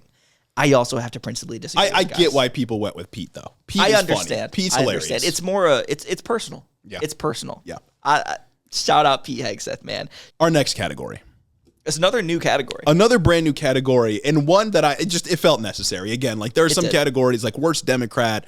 These people just don't fit into that category, but they might end up being worst Democrat one of these days. This is true. It's really it's like a feeder to worst Democrats. Worst like Democrat pipeline. The Motor City Cruise to the Detroit Pistons. This is the G League of it all. Worst Democrat industrial complex right here. And this category's most regrettable clout of 2025, aka the person we really wish didn't get so much attention. Yes. And as you can imagine, this just chock full of Democrats. It's stacked. This is another revolving door of nominations. Yes. At least it could have been. There's a case you can make for so many people in the year of our Lord 2025, but these are the 5 we had to go with. Gavin Newsom, Alyssa Slotkin, Marjorie Taylor Greene, Pete Buttigieg, and Cory Booker. Stand. Man. It's going to be a book. It's gonna be a book. Man, so much of this, I don't know if it's like them actually chasing clout for like gaining political popularity, or if they just because they want to write book. Exactly, it's impossible to know. With Cory Booker and Marjorie Taylor Greene, it could just be wealth, personal wealth. It could be just trying to stack bread and like writing I can book respect and insider trading, and I fuck with that. And I can respect that, but like I think there's a clear winner here, man. There is a clear winner. It's got to be Gavin Newsom. 100%. Gavin Newsom is winning in like every presidential poll that's put out right now, like Democratic primary presidential poll. Gavin Newsom's the one that got the most attention from like a moderate Democrats and liberals around the country because of his silly little tweets and other things he said about Donald Trump, and like that genuine good thing that he did with like California Prop 50, I think it was, redistricting. But man, if anyone is set up to win the Democratic primary in 2028, it's Gavin Newsom. Like, and it's also the 2028 Democratic primary race is right now Gavin Newsom's to lose. Yeah. And so I think we have to consider, when we're talking about most regrettable clout, the enormity of the regret and the enormity of the clout. Good point. We're breaking these things down. And Gavin Newsom, lots of regret there and lots of clout there. Really, both of those things just overshadow any other contender here, because Pete Buttigieg, he not very clouded. There were some conversations early in the year, not very clouded, especially amongst black people. Well, and I think he sort of torpedoed any potential popularity when he was like, we got to put our arms around our friend, Israel. Exactly. Our friend Israel, and also, trans people, let's think about that one. Like, Pete, what the fuck are you talking about? So it's like, I think there was a lot of regret with Pete, but not a lot of clout. He didn't really get there. Gavin Newsom, I respect that, far and away the lead in both categories. Yeah, I will shout out Alyssa Slotkin for most regrettable clout. She's on this list, and she worked for it. She's been trying to make a name for herself, but I think to your point, like, high amount of regret with the attention Alyssa Slotkin got, but it just doesn't compare to the attention Gavin Newsom got. No, because like the most amount of clout Alyssa got this year was the Breaking Points interview, and that was bad for her. Yeah. That was more like clout for us. So. Yeah. But I mean, like, Gavin Newsom, he hunts homeless people for sport. He started off the year with starting a fucking podcast, and its entire premise was capitulating to the right. And had Charlie Kirk on. Like, that was the only premise there. And then he gets clouded de facto because of his opposition to Trump. Like, he's seen as the national Democrat who's opposing Trump, at least on, like, a governor's level. He had Charlie Kirk on his podcast, and he was like, my 13-year-old loves you. And he had Steve Bannon on his podcast. What the fuck are you doing? Yeah, Steve Bannon, friend of Jeffrey Epstein. Yeah. And right-winger, of course. And right-winger. And bad guy. And overall bad guy. But without further ado, come on, drummer boy. I think we all know who this one's going to be. Open my award envelope. The winner is Gavin Newsom. Gavin Newsom, come on now. It couldn't have been anybody else this year. You know, sometimes the contests, they're just not fair. Yeah, I will say Marjorie Taylor Greene got 28% of the vote to Gavin Newsom's 47%. She was the runner-up. I respect that. I get it. Yeah, I get it. I think this is the first time I've wholly respected your guys' like vote split. Yep. The distribution is understandable. 100%, because it's like Marjorie Taylor Greene, it's a different level of thinking about the question. You're thinking about the question differently, because Marjorie Taylor Greene does have an incredibly regretful amount of clout in a different way. Yeah. Marjorie Taylor Greene has clout in the way that like your parents who aren't that into politics are sending you, who's into politics, Marjorie Taylor Greene videos and being like, oh, have you seen this? Is she a Democrat now? Yeah. And that's what's going on there. I think a principled leftist looks at Marjorie Taylor Greene getting a bunch of attention from like liberals and maybe even other leftists, and they think like, oh, this portends doom. Yes. Yes. Because if we aren't principled enough to understand that like Marjorie Taylor Greene's resistance to the state of Israel or resistance to the Trump administration isn't based in like actual care for people or human well-being, but is instead based either in anti-Semitism, which she's known for, yes. Or her desire for personal gain, then like I think we're missing the point. Exactly, 100%. And in that, it's a regrettable clout. Yeah, so I exactly. fully understand it. This you guys showed up with this one, is what I'm trying to say. I respect the HITO community's response to this question. Next one is most villainous person of the year. Last year's winner with back-to-back dubs in 23 and 24 was Benjamin Netanyahu, and he deserved it. This is not a fun category. He deserved it because of a genocide he is conducting with our money. Yes. And this year, our nominees for most villainous person of 2025 are Stephen Miller, Donald Trump, solid, Peter Thiel, solid, RFK Jr., and once again Benjamin Netanyahu. Can he get the three-peat? Can he get the three-peat? I don't know. Yeah. Is he going to do it? Yeah, I mean, I think Benjamin Netanyahu gets the three-peat from us on the basis of him like starving the Gaza Strip for 6 months. No, because that's exactly something what it is. That like Cory Booker was cool with, by the way. Yeah.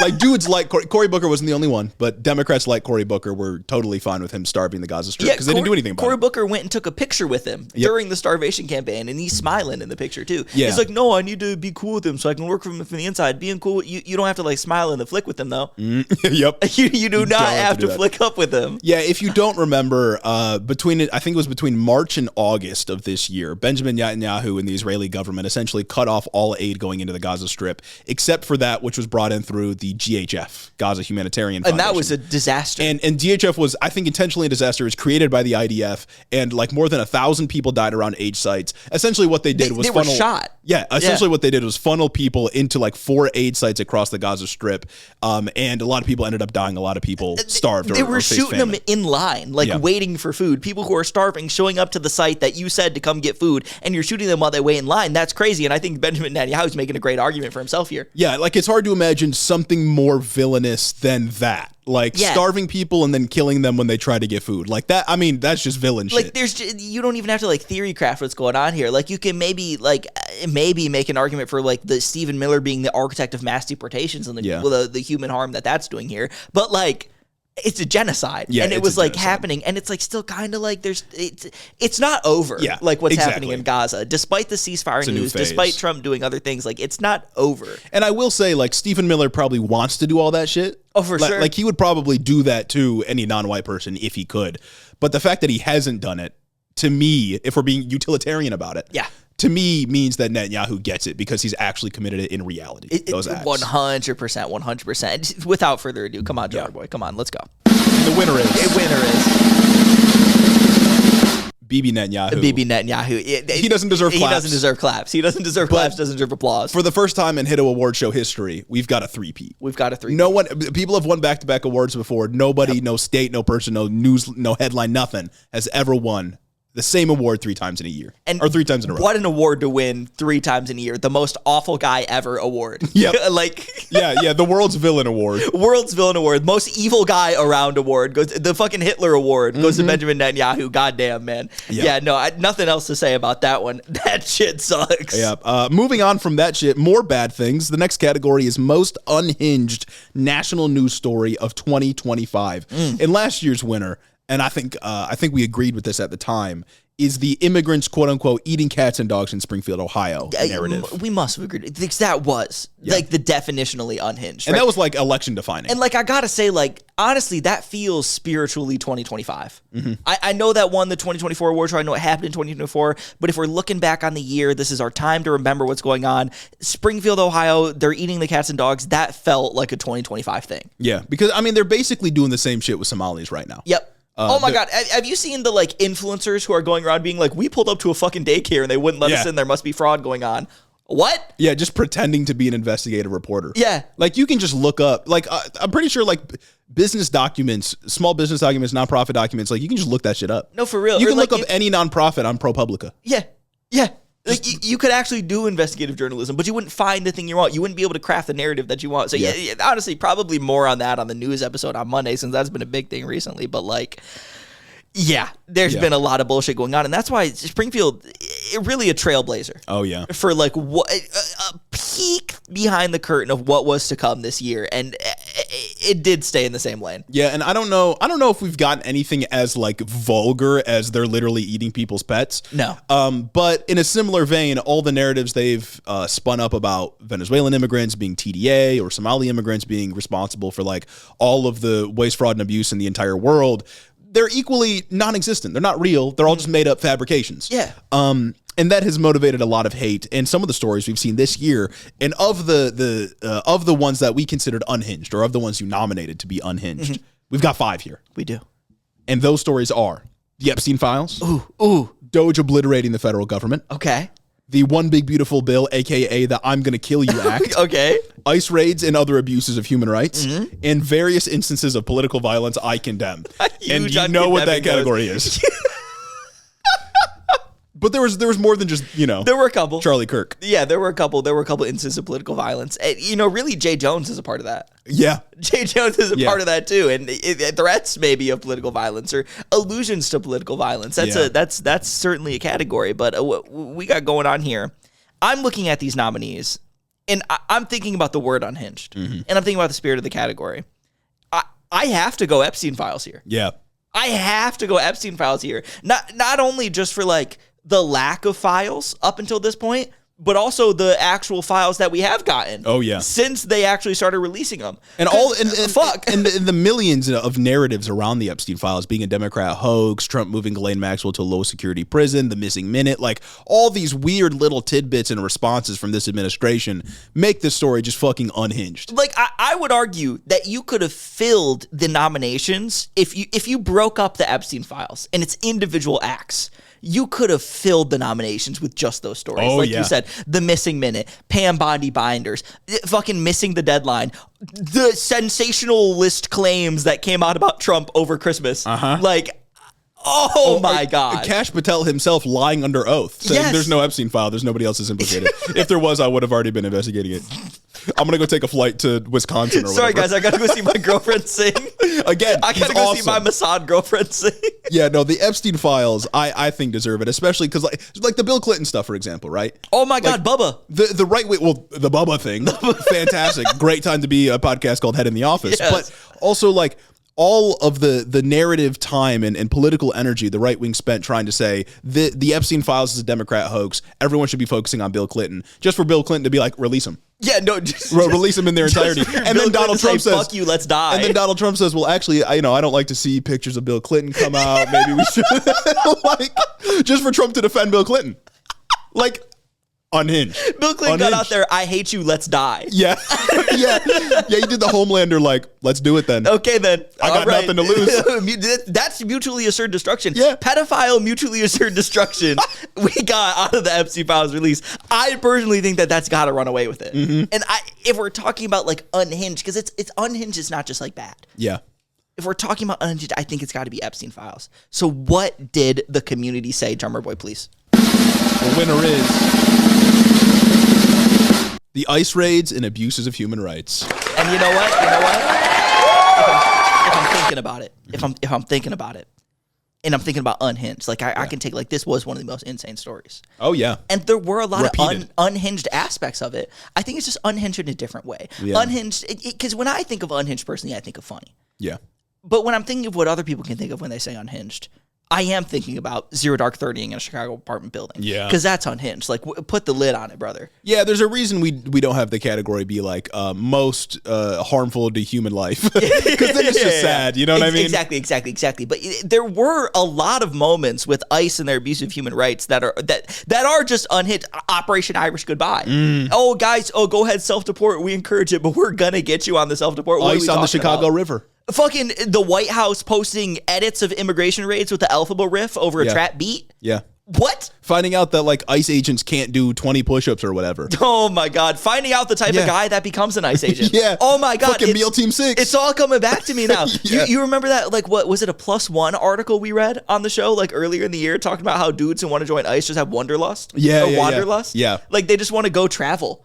That's it. They want to get on deportation planes to go travel. Yeah, they want to go brutalize these people just so they can get like a little vacation overseas out of it. There was one guy who literally said, like, I got all these like combat skills being in the military and now I can't use them. Oh my God, yeah. Like literally bringing the war home. That is, you know what? I think I've convinced myself. I think I've understood your rationale about this. I still think Epstein Files may low-key be a snub.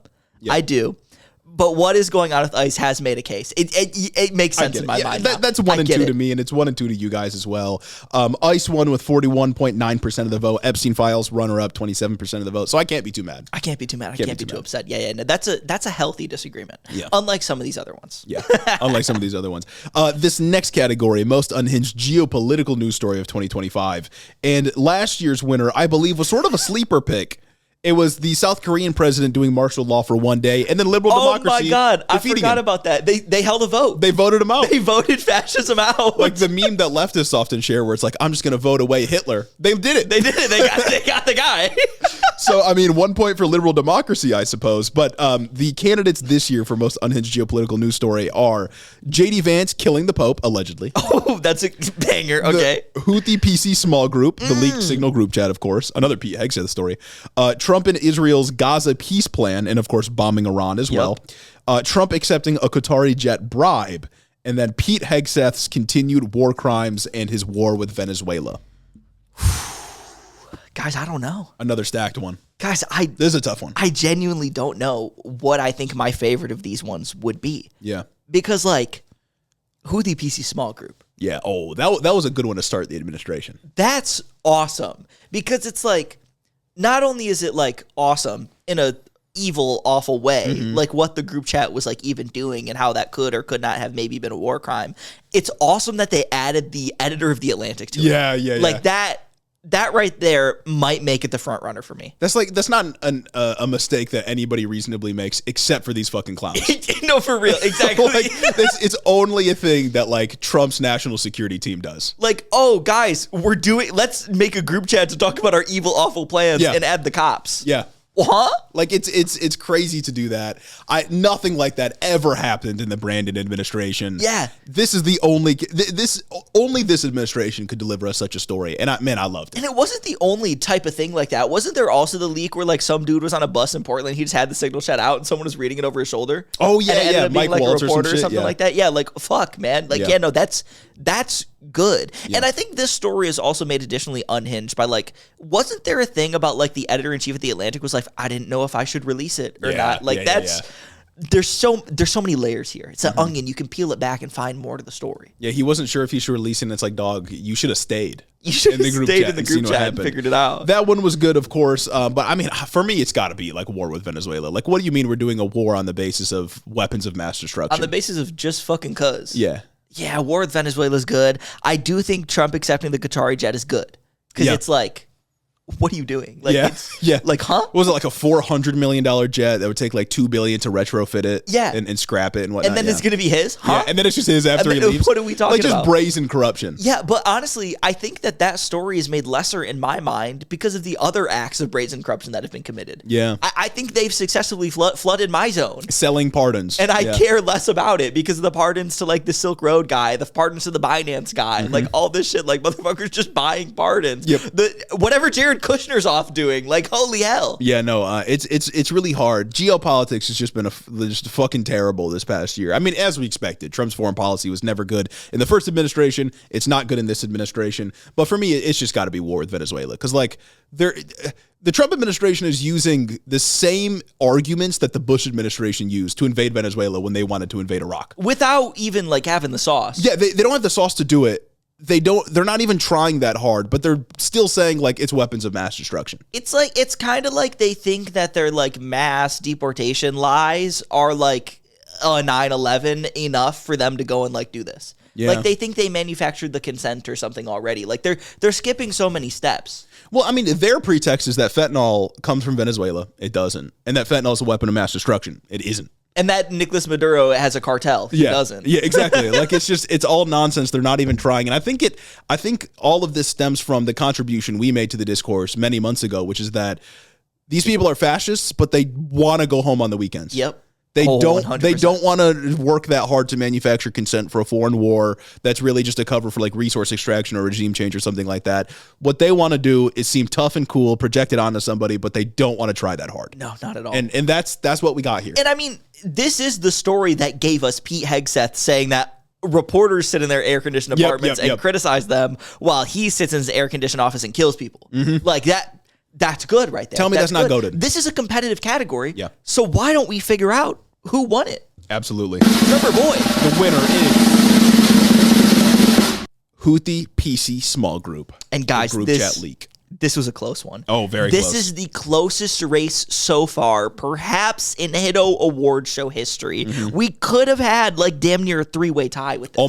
Almost. It was HITO PC Small Group at number 1 with 27.8% of the vote, 180 votes. Then at number 2 with 160 votes, 24.7% is Hegseth's continued war crimes with Venezuela. And then at 24.4%, just 0.3% behind Venezuela, is JD Vance allegedly killing the Pope. Yeah. I mean, come on, man. Lots of crazy shit happened in the world. It's been a year. Yeah. It's been quite the year. This is one of those moments where your votes could have made a difference. 100%. If you didn't vote, you could have changed the result here. So if your desired candidate, like JD Vance allegedly killing the Pope, didn't win, then it could have had you voted. JD Vance allegedly killing the Pope was literally 2 votes behind Hegseth in Venezuela. Yeah. And was only 22 votes behind HITO PC Small Group. Yeah, that could have made, you could have lobbied for this one. Guys, you could have got your friends and family together and you could have made that win.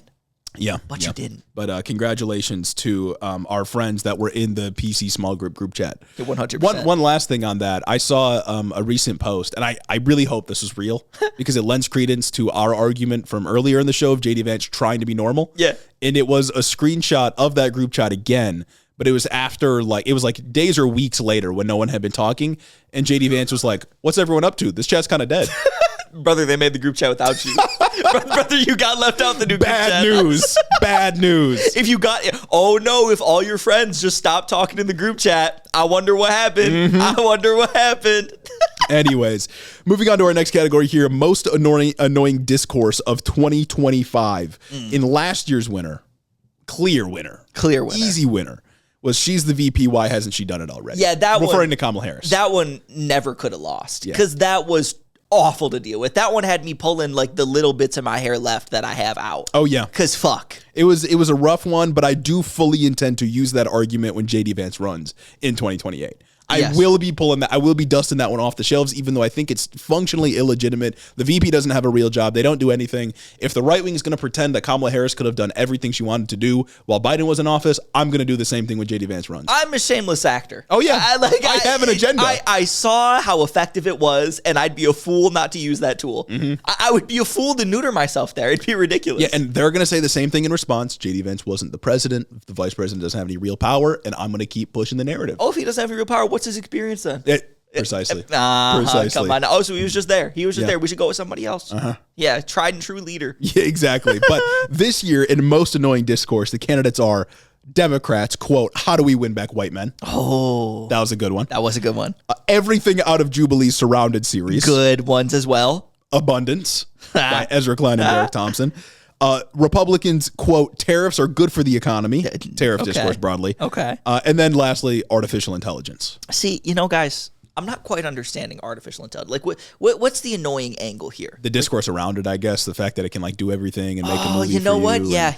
Now that I'm thinking about it, I'm thinking about how like other people, like regular people, talk about AI. That is making a strong case in my mind. But I will say, I think there's one big snub here that got left off the list. Okay. And I think that's distractions. I think that's people saying that everything other than the thing that they care about is a distraction. Yeah. Because that shit it gets me fuming. That's a good point. Especially right now, because I see it more and more, especially with Epstein. Is people are saying the Epstein files are distracting from this, or this is distracting from the Epstein files, or this is distracting from that, or what about my pet issue? What about this issue? What about that issue? This huge thing that everyone cares about is distracting from this small thing that I care about. It's just like, Stop. Yeah, and the funny thing is you hear it both ways. Like, Venezuela, the strikes on Venezuela are a distraction from the Epstein files, but also the Epstein files are a distraction from the war with Venezuela. Yeah. Like, what is it? It's just, like, it's possible for more than one thing to be important and happening at the same time. And it's like, I get where people are coming from when they say that Epstein is distracting from Venezuela because Venezuela is, like, important and I don't want to go to another war, but it's also, like, my mom cares about the Epstein files. Yep.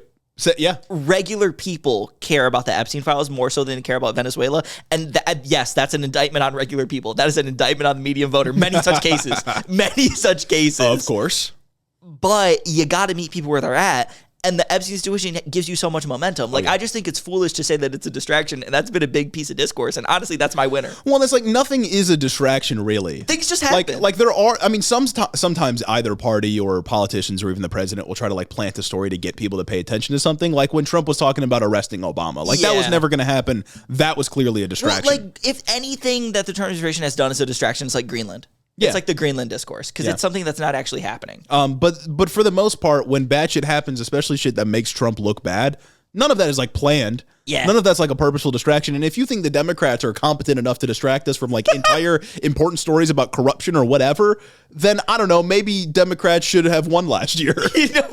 Precisely. Like, I don't know. So that's a good point. I would say I think distraction was a big snub off the list this year, and personally, it's my winner. I was thinking about it while I was reading the Corinne Jean-Pierre books. I think she mentioned something along those lines of something being a distraction, and once again I was like, "Fuck!" I can't do it anymore. Well, fair enough. Honorary winner or honorary nominee is distractions. Yes. Unfortunately, distractions didn't make it on, but I personally have a clear winner. Okay. As much as I hate artificial intelligence, I can't give it to AI. You can't give it to AI? Because what, like, can you? AI is annoying, and I hate talking about it, and I think everybody misses the point, and there are so many different aspects of that conversation. But I don't think it's, like, annoying discourse in the sense that it's, like, frivolous, because that's going to be around for a long time. Yep. What I do think is frivolous, meaningless, and harmful is Jubilee. This is true. I despise Jubilee as a media company. Well, I think everything they produce in their Surrounded series is intentionally designed to cede ground to fascists because they have the same people that run their circuits. I don't know if they're getting paid or not, but they're trying to make a name for themselves running the Jubilee circuit, pushing the same kind of narrative that they would not be able to push without the platform Jubilee provides them. And they hide it behind this facade of, like, radical empathy or whatever, but it's all a bunch of fucking nonsense to push the Overton window further to the right. It's so annoying. Jubilee pretends to do discourse, but the only thing they actually do is just give a platform to the worst right-wingers you've ever seen. And then they make a bunch of money. And they make huge amounts of money, and they give these people personal clout. There was the guy who went on there and declared that he was a fascist, and he fucked with Franco or whatever. Yeah. He got like $25,000 from a GoFundMe after that. Mm-hmm. Like, these people just, like, launch new right-wing media careers off Jubilee. Yeah. It's actually ridiculous. And, like, the Jubilee and the people that support these videos in their media operation like to say, like, oh, well, if there is an ideology that you despise, then the best thing we can do is, like, give it light so that people can argue against it. But for the guy who comes on and says, like, I'm literally a fascist, the victory is being at the debate. Yep. The victory is being on camera. They don't care if they actually win the debate. They're not even actually trying to debate. The victory is just getting a platform to begin with. Well, it's also that they don't play by the same rules. Yeah. Like, when they bring on these right-wingers to debate whatever liberal they have in there, whether it be fucking Parker or whoever, even Sam Cedar, it's like they're not playing by the same rules. They get up there, they get their talking point out. They are performatively hateful because they know that that's what will get the click when the view pops up, when the thing goes viral. And they don't actually have to ever contend with any point that you make because that's not what they're there to do. It's an audition for them. They're there to get their soundbite. They're there to get their viral moment. They're there to get their personal fame out of it. Yeah. They're there to advance and sane wash their ideology, and that's exactly what Jubilee peddles in. Yeah, they're there to essentially audition. If not for a group like the Daily Wire, then they're auditioning for a broader audience that they can go then and, like, live stream to or podcast to or make short form videos to. And oftentimes they're successful. Yeah. Like, these people are just given a platform. Again, I don't know if they get paid for their appearances, like running the Jubilee circuits or whatever, but, like, they show up in these videos get millions and millions and millions of views because, like, Jubilee has a lot of production. Like, their production team is genuinely good at what they do, and I think it makes everything worse. So for that reason, everything out of Jubilee's Surrounded series has to be the most annoying discourse of the year. It's also just the most toxic and dumbass fucking version of debate, especially in Surrounded, where it's like you're not actually having two people come together and principally engage with each other's ideas to try and come up with a consensus or change anyone's audience when they're there and they're on a time limit and the audience can vote them out if they don't like it. Yeah. That's not That's not anything. And that's just slop. And like when it's a guy like Mehdi Hassan or Sam Cederon, they just like vote them out when they're not being racist enough. Exactly. Like that, it's not a good way to conduct debate. And the fact that these people are on camera at all, they get to spew hate at all, is a victory for them. Or they vote them out when they lose the argument. Like they start to lose an argument, they get caught in the back foot, and the audience just votes them out, because why would they want their guy to get caught on the back foot? They want to go up there and have their opportunity to be racist. Yeah, so that shit fucking sucks. I think I would have to agree. With artificial intelligence, I don't know. Maybe this will be one of my most like controversial takes of the year, but it's like I feel like the AI conversation might need to shift and change a little bit in 2026, because I think there is still a lot of the like focus. AI art sucks and stupid and is bad, right? But I think the focus really is on how it's just removing your ability to think rather than that, because unfortunately, I think AI is going to be around to stay. I don't think there's any like putting the water back in the glass. Well, there's no mechanism that like us as consumers can take advantage of to stop AI in its development. And our systems of government, our levers of power are way too fucking slow and old to do anything about the development of AI. Like we are essentially hopeless to actually regulate this thing. Outside of like legislators somehow coming together and banning training AI on other artists' work, it's like there's nothing going to happen there. Yeah. The best hope we have is for like California to pass a law, and then because those AIs want to operate in California, it sort of diffuses across the entire country. But like I'm pretty sure these AIs are being developed in California. Like why would they ever do? I don't see it happening, especially because a lot of Democrats just sort of capitulate to AI. But yeah, I'd have to agree. Like obviously AI stealing art from artists is bad. I don't like it.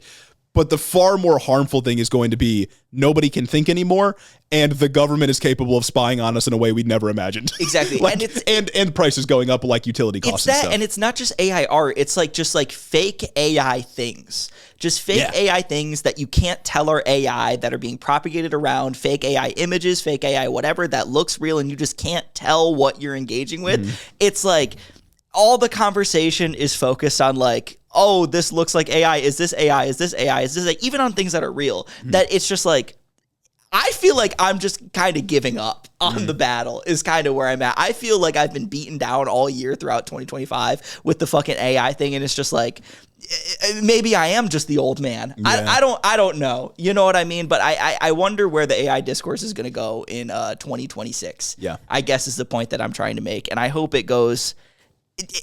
I don't even know where I hope it goes, man. That shit just sucks, and it's changing at such a rapid rate that you just can't keep up with anything. It does suck that the Time Person of the Year was the quote-unquote architects of AI. Yeah. First of all, the cover just perfect because it stole from another famous image. Exactly. But also, like, these guys didn't build the AI models. They just own the IP. Like, the only labor that they've done is ownership, and they're getting fucking clouded. And I know the Time Person of the Year isn't always like a good person, but still, it's annoying that they get clouded at all because this shit sucks bigly. It's just like talking about AI. And you know what? Maybe this is making AI my most annoying discourse of the year, because it's like talking about AI sucks so bad too, because it's like there's no convincing like a median voter that like they shouldn't do that, make the AI funny image. Yeah. You know what I mean? Yeah. And it's just like, that's where I feel like it's just like a losing battle at this point. I don't know if I want to fight it as hard anymore on that ground. I still think it's stupid. I'm still going to speak out about it, but it's just like, it's so hard to go up to a random person and be like, no, it's actually like really bad that you generated the AI image and blah, blah, blah, and water usage and stealing from artists and stuff, when they're just never going to fucking give a shit. Yeah. Our only hope is that the bubble bursts in such a way that like completely cripples all of the companies. Yeah. And they just like lose absolutely everything. But I mean, maybe there will be a government bailout of some kind. Like, I don't know what's going to happen. I think what it really is I just feel defeated by the AI conversation, and it's just I'm trying to figure out where I can find like kernels in it that make me feel like I can win. Yeah, because I feel like AI's winning, and I just don't know what to do. Well, with that, I think we should announce the winner. Yes, we should. Number boy, and the winner is artificial intelligence. Artificial intelligence. It beat me. It beat my ass this year. Yeah. Artificial intelligence, it put me through the ringer. Yeah. Now, this next category, worst HITO prediction of 2025. And, you know, if you ask me, I would say there were no bad HITO predictions, 100%. Really. You know, it all exists within the context. Exactly. We were operating with the best available information at the time. You think you just fell out of a coconut tree? Nobody ever gets it 100% right. But the categories are last year we were absolved of any responsibility for bad predictions, which I really appreciate. Yes. There were no bad predictions. But this year, the category makes a return, and the nominees are the Epstein Files Transparency Act probably won't pass. I did think that up until the video be recorded the week that it actually passed, I was saying it probably won't pass. Everybody thought that it wasn't going to pass up until like the week it recorded. You know what I mean? Like, I don't think anybody was predicting that only literally one guy from like Louisiana or wherever, Clay Higgins was going to not vote for it. Next one, Kamala Harris is going to run again. That's just true. That's happening now. You might rail against reality, but that's just what's going to happen. And like, of course, she's not going to run again in 2025, but like, she will be on that 2028 stage. Almost certainly. The 2028 HITO Award Show, you can say that again if that doesn't come to fruition. But right now, yeah, exactly. Merely being Detroit Lions fans. That's, you know what, guys, I think that one might be true, Loki. And I can never not be a fan, but this year it didn't go how I thought it was going to go. Democrats might actually accomplish something with the government shutdown, parentheses, Hope Corps. And then lastly, the reigning champion, there were no bad predictions, etc., etc. Guys, be nice to me. Be nice to me. On my Karine Jean-Pierre shit, be nice to me. Little spoiler for guys, the I think you're treating me unfairly here, guys. When the Democrats finally shut down the government, that's like the first time all year they did anything. Yeah. How could I not have got excited? I'm crumbs. I get crumbs. Yeah. That's all I've got. It's like in the Mickey Mouse Christmas Carol when he's cutting up the pea to disperse amongst the family because all they got is one pea and that's all Tiny Tim's eating. That's what I was getting before. And fucking Scrooge McDuck just came through with the goddamn turkey. Yeah, I was feasting. You got your transparent piece of bread. Yeah, exactly. I was fucking feasting, man. Yeah, the Democrats decide to do something. They're at, like they win a massive election. In an off year, Zoran Mamdani wins the mayorship. We are at like the zenith of our strength for the year, like the left as a whole at the zenith of our strength, and they give up completely. Exactly. And they do the most Democrat thing imaginable, and they give up completely for no reason, under no pressure, at the height of their power. And you know what? If Hope Corps is wrong, I don't want to be right. Exactly. So good point. Without further ado, I think we should figure out who this winner was. The winner is Democrats. That's fucked up, guys. It's Democrats fucked up. might accomplish something. The correct option of there were no bad predictions was right there. Yeah. And it got second place, rightfully so. We know who the real ones are. Yeah, so unfortunately this year you guys have decided that we did have a bad prediction. And I don't even know that it was a prediction necessarily, but it was a hope. It was an aspiration, and it was thwarted. You know what? Honestly, it doesn't reflect on us. It reflects more so on the Democrats. Yes. I would argue. And our last category for this award show is person most likely to ruin 2026. Yeah. And we got a loaded category. Last year, it was Elon Musk. Last year, Elon Musk was our winner for most likely to ruin 2025. I think that was wrong. And in hindsight, it was wrong. But he was making a strong case. He was. He First 5 months? First 5 months, he was on a tear. Legacy run. Oh, yeah. But then he got injured, tore the ACL. Yeah, no, if they would have let him, if the administration would have let Elon Musk actually do everything he wanted, he would have ruined 2025. He would have obliterated the federal government, but he promised like $2 trillion in cuts. Yep. And then he promised $1 billion, and then he only got then he promised $1 trillion, and then he only got like $150 billion done. And who knows if that's even going to stick? Yeah, Elon Musk is making an argument for, at least like made a really, really strong case for those first 5 months. And then, man, I think he's really going to go down as one of the biggest what ifs in HITO Award Show history. Oh, yeah. Because he could have done it. Yeah. He could have made good on that award. And they made him so mad that he called Trump a pedophile. Yeah. On the internet. He said Trump was in those files. Yeah. Oh, my God. Yeah, no. That was just two high agency males going at it. You remember that? I do remember that. I saw when I was going through the TikToks, I saw that one again. That one was a banger. That's a fucking good one. But this year, I think there's a clear winner, and it's got to be. I don't think we've gone through the nominees yet. We haven't gone through the nominees yet. Yeah. The nominees for this category are Donald Trump, J.D. Vance, 6-3 SCOTUS decisions, Chuck Schumer, and Stephen Miller. And exactly, it's got to be 6-3 SCOTUS decisions, man. Chuck Schumer, I think Chuck Schumer has a strong argument. Yeah.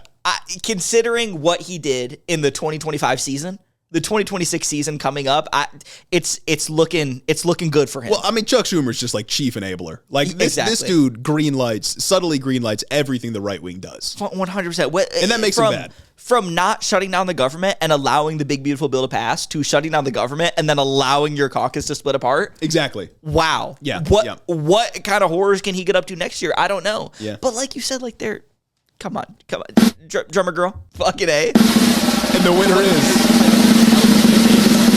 6-3 SCOTUS decisions by an enormous margin. There's no other. 65%. There's a lot of SCOTUS cases on that docket.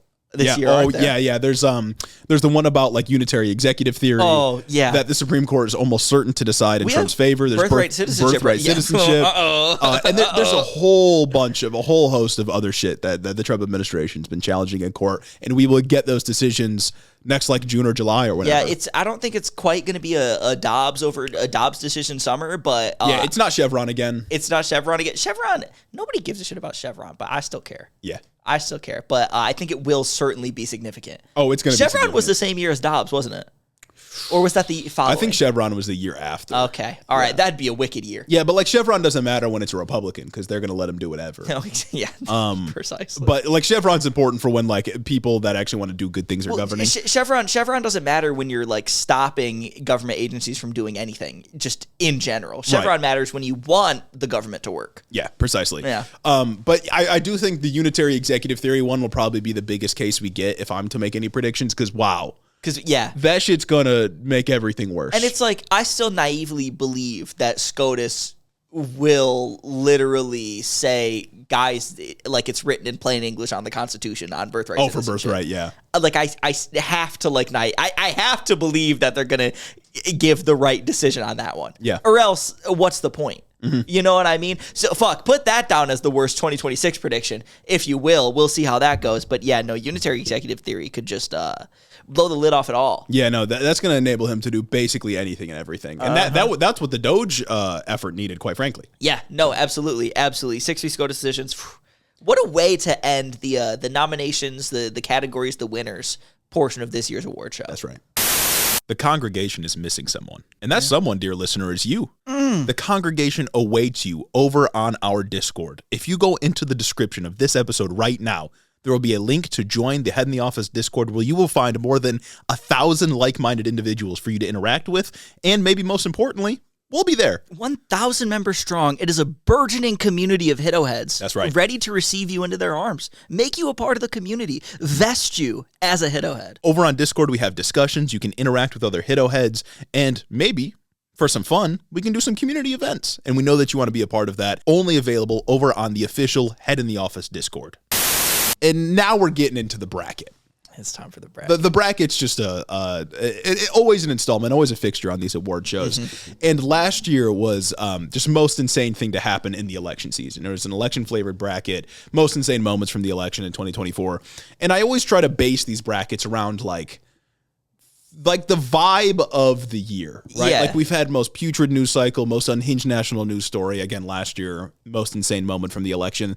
This year, I just struggled to bring it all together. No, because what ties this year together other than just the complete onslaught of information? Exactly. Yeah. And this year, the theme of the bracket is most ridiculous bullshit of 2025. And huge on bullshit. It's like heavy on bullshit. How else can we explain any of this? Most ridiculous. And I feel like ridiculous bullshit captures, like the ice raids, which we'll talk about, and then, insane shit on the left as well. Hegseth and the air condition and the votes and the boats and the everything. Like, fuck. Yep. So the way this is going to work is we got 16 entries here, 8 on both sides, and we'll see which one comes out to be the winner, the most ridiculous bullshit in 2025. I believe last year's winner during the election season bracket was Democrats offering a strong immigration bill. Yeah. That was the most insane election moment for us because that just spoke to everything. It really did. It was like, oh, look, Republicans voted on immigration. Yeah, look what they're doing now, buddy. Exactly. Like, fuck. So the first contest we have, left side of the bracket, most ridiculous bullshit of 2025. Elon Musk's Nazi salute at the inauguration, or Erica Kirk media tour. We already know. Give me Kirk. Oh, we already know. Not even a consideration? It's not a consideration because honestly, the Elon Musk thing feels so banal now. Yeah. Like the Elon Musk thing is just fuck it, whatever. Right. Like that's something that's supposed to be a highlight reel of the year. And it's just left in the dust, honestly. But the Erica Kirk media tour is really insane. Like I don't get it. Like just between like she's just like, grieving. It's not even just like Erica Kirk too. It's Candace Owens. It's like everything that's surrounding it. It's just like it feels a little kayfabe. Yeah. Like fake performance for making money. Exactly. Like, what is going on? And she's trying to sell his book and like whatnot. And it's like, I guess like I get it. But and she's like, lying on his name. She's lying on the Nicki Minaj thing. Yeah. It's like Nicki Minaj, and then it's God, what else is there? It's like she's just like disparaging her dead husband, kind of. Yeah. When she goes out there and she's like, no, he was never considering parting ways with Israel, when literally he's on record saying, I might part ways with Israel. like, huh? Well, and I feel like Erica Kirk is a character that would be in The Boys that we would call too over the top. Like an over the top, an over the top misrepresentation of what the right wing is. But like she's real. She's going on these media tours, lying about her husband's like history and political positions, and saying shit like, "Oh, he would come home and say Shabbat Shalom." Huh? That's not for him. Exactly. Well, not for him. Number one. Number two, he didn't say that. And like going around, saying like, oh, he loved Israel. The kayfabe nature of her conflict with Candace Owens in the media. It's like, what are we doing? And it's like, how did she shut down Candace Owens? Yeah. Huh? Like that's where I'm gonna be a conspiracy head. Like what? How do you get Candace Owens to like chill on you? Well, that's what I'm saying is like Candace Owens goes through all this conspiracy stuff about Charlie Kirk and his assassination. And then she meets with Erica Kirk behind closed doors. Nobody knows what happened. And then Candace Owens is basically like, yeah, I'm going to chill now for the most part. Yeah. And that's what makes me feel like it was all kayfabe. None of it was real. No, for real. Because like Candace Owens then says, yeah, all these dots I connected, just all of a sudden they don't connect anymore because I had the conversation. Like, what? Come on. Yeah. That never works for anybody. Yeah. Like, I just, that has to, it's not Elon Musk hitting the Roman salute or whatever. It's whatever. Get buzzer. the fuck out of here. Yeah, fuck it. That fell off. That fell off. He didn't commit to it, so. He didn't commit to it. And also, once again, Elon Musk, the biggest what if of the year. Yeah, so true. So Erica Kirk is going to move on in our most ridiculous bullshit bracket. Next contest is between Kristi Noem, DHS ICE, The Ilk, and Doge Waste, Fraud, and Abuse. What was the more ridiculous bullshit of the year? Kristi Noem. Yeah. It's Kristi Noem. Once again, Elon Musk fell off. Like Doge was starting off strong. You had big balls. You had all that shit that's going on. But like, I think about these things, and like when I think about Doge being ridiculous, I just think of like it being ridiculous in the sense that like, what do you mean these random dudes have access to like the treasury now and they just made off with social security information? But when I think about ICE, like I think about the alphabet riff. I think about bathrooms. I think about Kristi Noem complaining that she can't get into a bathroom because nobody likes her being in Chicago. I think about the Portland things. I think about the airport protests. commercial. The fucking airport commercial. Yeah. The inflatables at the protest. The rhetoric surrounding the protest. How Trump said that Portland looks like hell. Or hell, DHS Hitler posting on Maine. Precisely. The fucking Manifest Destiny 14 words bullshit. You remember? Yes, the Manifest Destiny thing. There was one thing DHS posted the other day. It's in our drafts on Twitter because I never like actually let it fly. I don't know why I didn't let it fly, but they said imbecilic. They said like they were quote tweeted somebody and they're like, this is the most imbecilic thing I've ever Stephen seen. Miller. And that's what my quote tweet. I was gonna quote tweet and say this was ghost written by Stephen Miller, but I just never let it fly for some reason. Imbecilic. That feels like something Hitler would say. No, exactly. Like it's shit like that. It gotta be Kristi Noem and DHS and ICE. Okay, valid. Gotta be 100%. I mean, fuck, if it's ICE too, that's Tom Homan accepting the $50,000 in cash in a paper bag. Yeah. And then the DOJ dropping the case. Man. Awesome. The next contest here, definitely switching gears, is Abundance in the Moderate Comeback versus AI development. And all the bullshit within those. This is most ridiculous bullshit of the year. Most ridiculous bullshit of the year. God, yeah, this is a heavy hitter right here. This feels like the semifinals. I will say there's a lot of the matchups in here that like I put together, but feel like contests in and of themselves. Yeah, no, this feels like the semifinals. This is Final Four right here. Yeah. Maybe even like Elite Eight, Final Four. Oh, just wait till the next one. It's even more difficult for us. Like I want to give it to AI because there's so much AI bullshit. Well, I'll make a case for Abundance. Yeah. Abundance, I think the Abundance book by Ezra Klein and Derek Thompson was meant to be a book you only saw at the airport. Like only being sold at the airport bookstores. But it just, I think because I think it was mostly written in like 2024 in the lead up to what they thought would be a Kamala Harris victory. But since the left lost, or since the Democrats lost, I should say, let's not conflate terms. Since the Democrats lost, they had to find a way to pivot and like make people fuck with neoliberalism and not go like left populist. So it got astroturfed and blasted into orbit. And then we had shit like Welcome Fest with all the abundance people there, and Alyssa Slotkin and Richie Torres. And Welcome Fest is what I thought of when I thought about ridiculous bullshit surrounding abundance. When they talk about this book, they call it the abundance movement. It's not a movement. No, it's not. Like where like the rallies and the protests in favor of abundance. It's not real. It's ridiculous bullshit. This one's hard. But AI, I despise it in every way. Because it's like there's no limit to the ridiculous bullshit that AI's given me. Exactly. Like after Welcome Fest, like abundance kind of fell off, and I think maybe a lot of the weight that I'm prescribing to abundance is Ezra Klein himself. So I think I got to give it to AI bullshit. Okay, AI movie. I think that's a fair choice. It's a tough category. Be AI bullshit. 100%. AI did produce a lot of bullshit this year, and it, like you said, it is going to be an enduring thing that we just cannot escape from. And it sucks, and I feel like I'm losing it. I don't like that. And I apologize to Ezra Klein and Derek Thompson. You guys are not moving on in the ridiculous bullshit bracket. The next one, again, I think this one could be a final in and of itself. Okay. The Adventures of Kash Patel versus The Adventures of Pete Hegseth. What was the more ridiculous bullshit this year, man? These guys, top tier. I had to put them together, though. I think it's hard because I think what Pete Hegseth is doing is more harmful. But I think what Kash Patel's doing is more bullshit. Yeah, if we're talking ridiculous bullshit, it's got to be Kash Patel, right? Because like Kash Patel, the challenge coins, Mossad girlfriend, live tweeting misinformation, see you in Valhalla, brother. He looks like that. He looks like that. That being a podcaster, private jet, like it's got to be. I mean, Pete Hegseth put up some numbers this year in terms of ridiculous bullshit, telling all the generals that they're like fat and gay and ugly and they need to work out more. Himself being like perfectly groomed all the time, the whole air conditioning thing. But man, Kash Patel, I just love him. He needs to win something. He's good. He needs to win something. Fair That's enough. true. That's true. Kash Patel. Kash my Patel. God. The Adventures of Kash Patel are going to move on in our bracket here.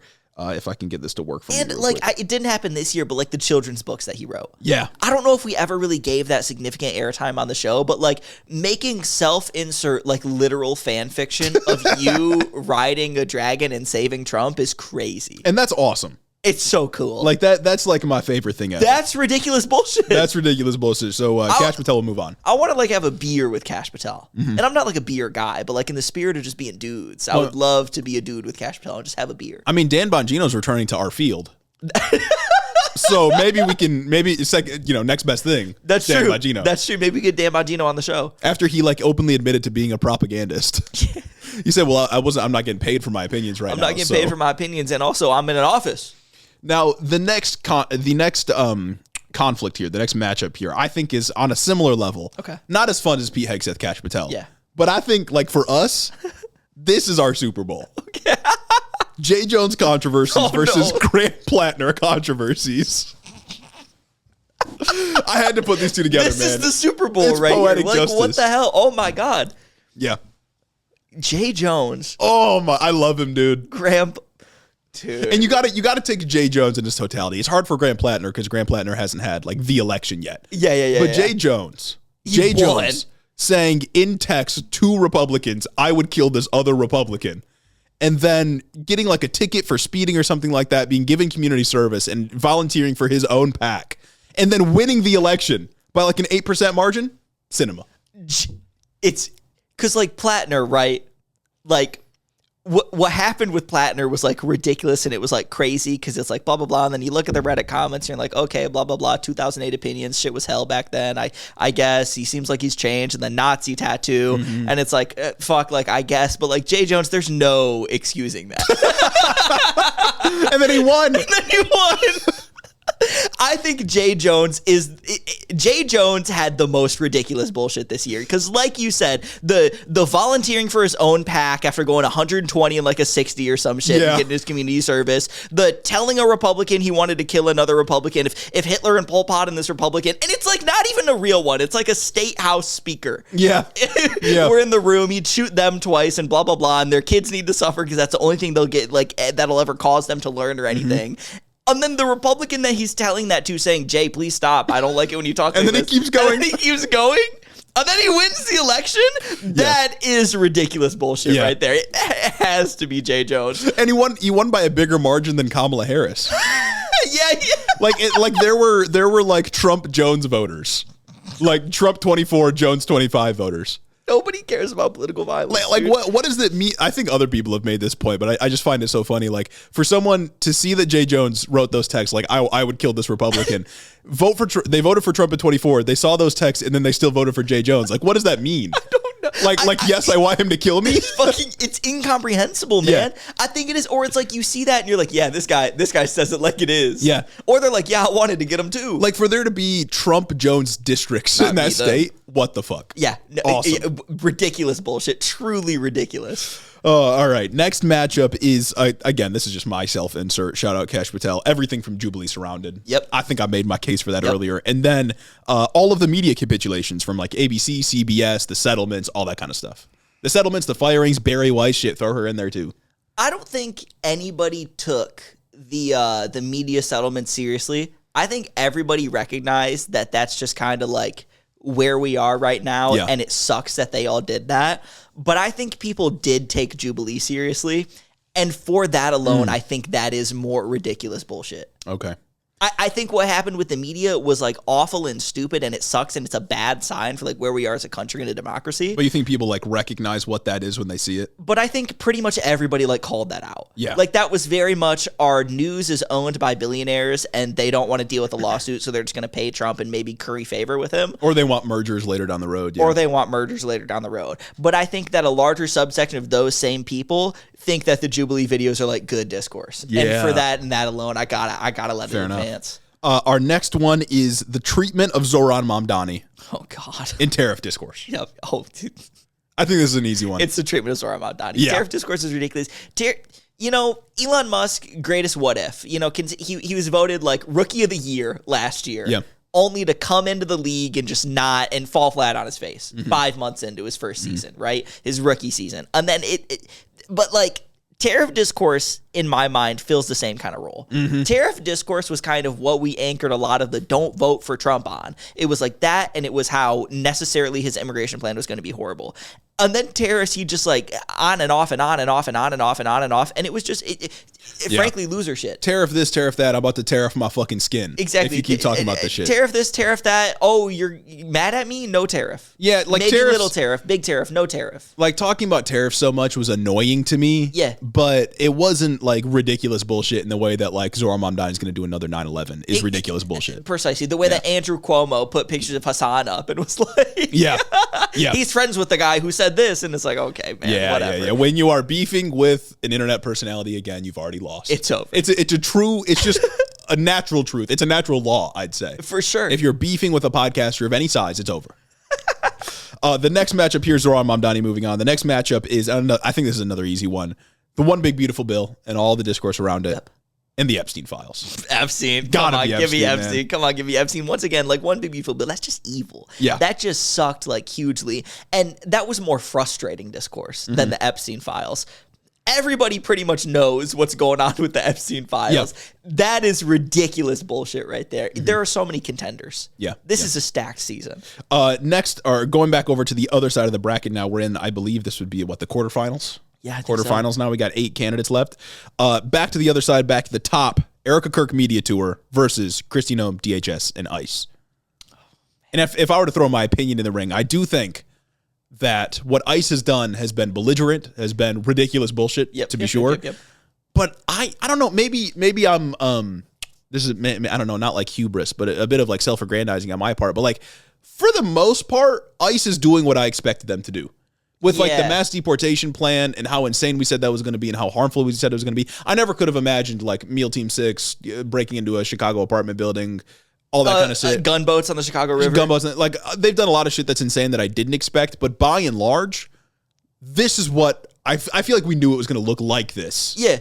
If it looked like anything at all. The best HITO prediction, if anything. Erica Kirk, though. I mean, come on. Yeah. What are we, like, why are you jumping out the floor like Rey Mysterio?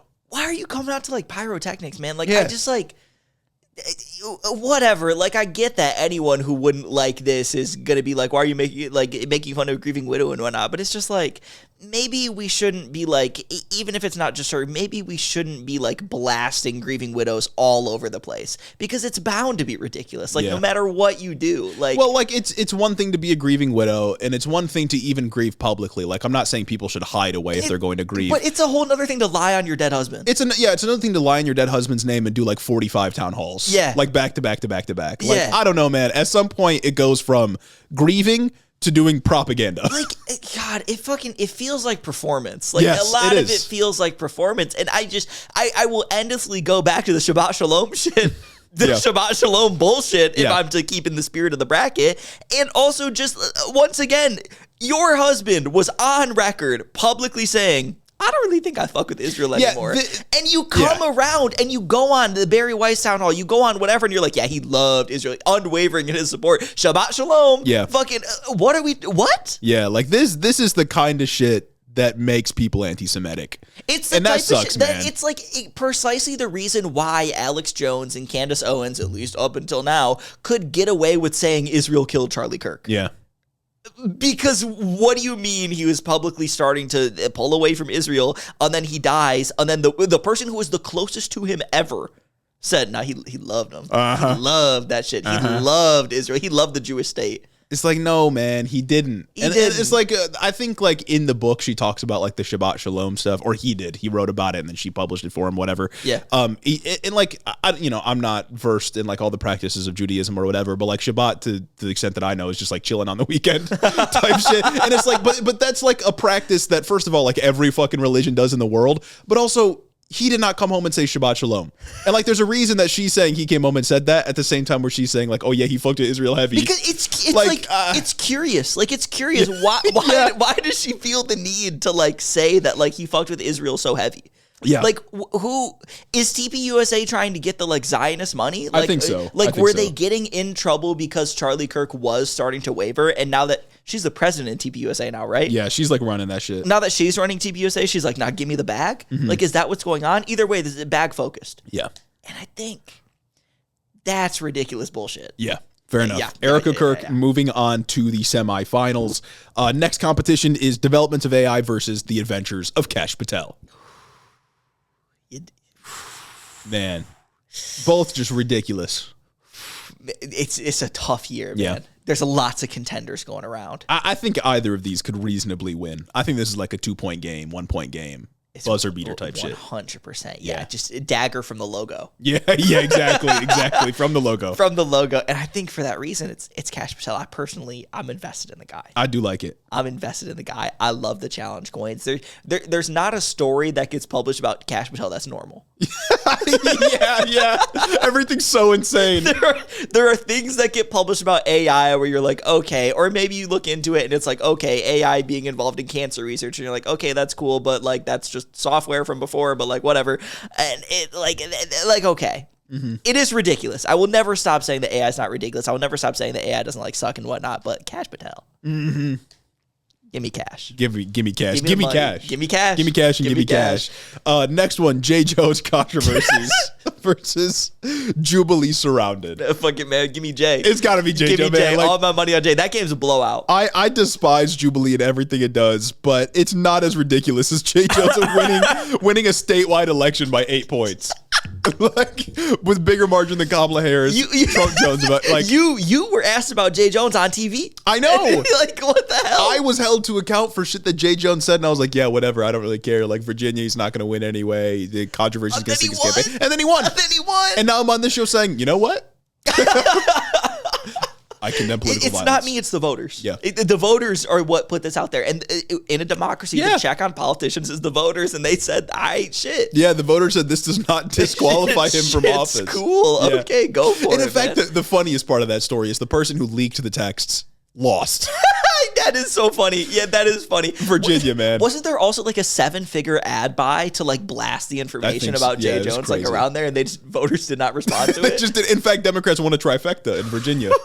Or I think they might only have one chamber, but they won like a super majority. And once again, like you mentioned at the beginning, it can't go understated. Like the Jay Jones, the killing Republicans text, obviously that's crazy.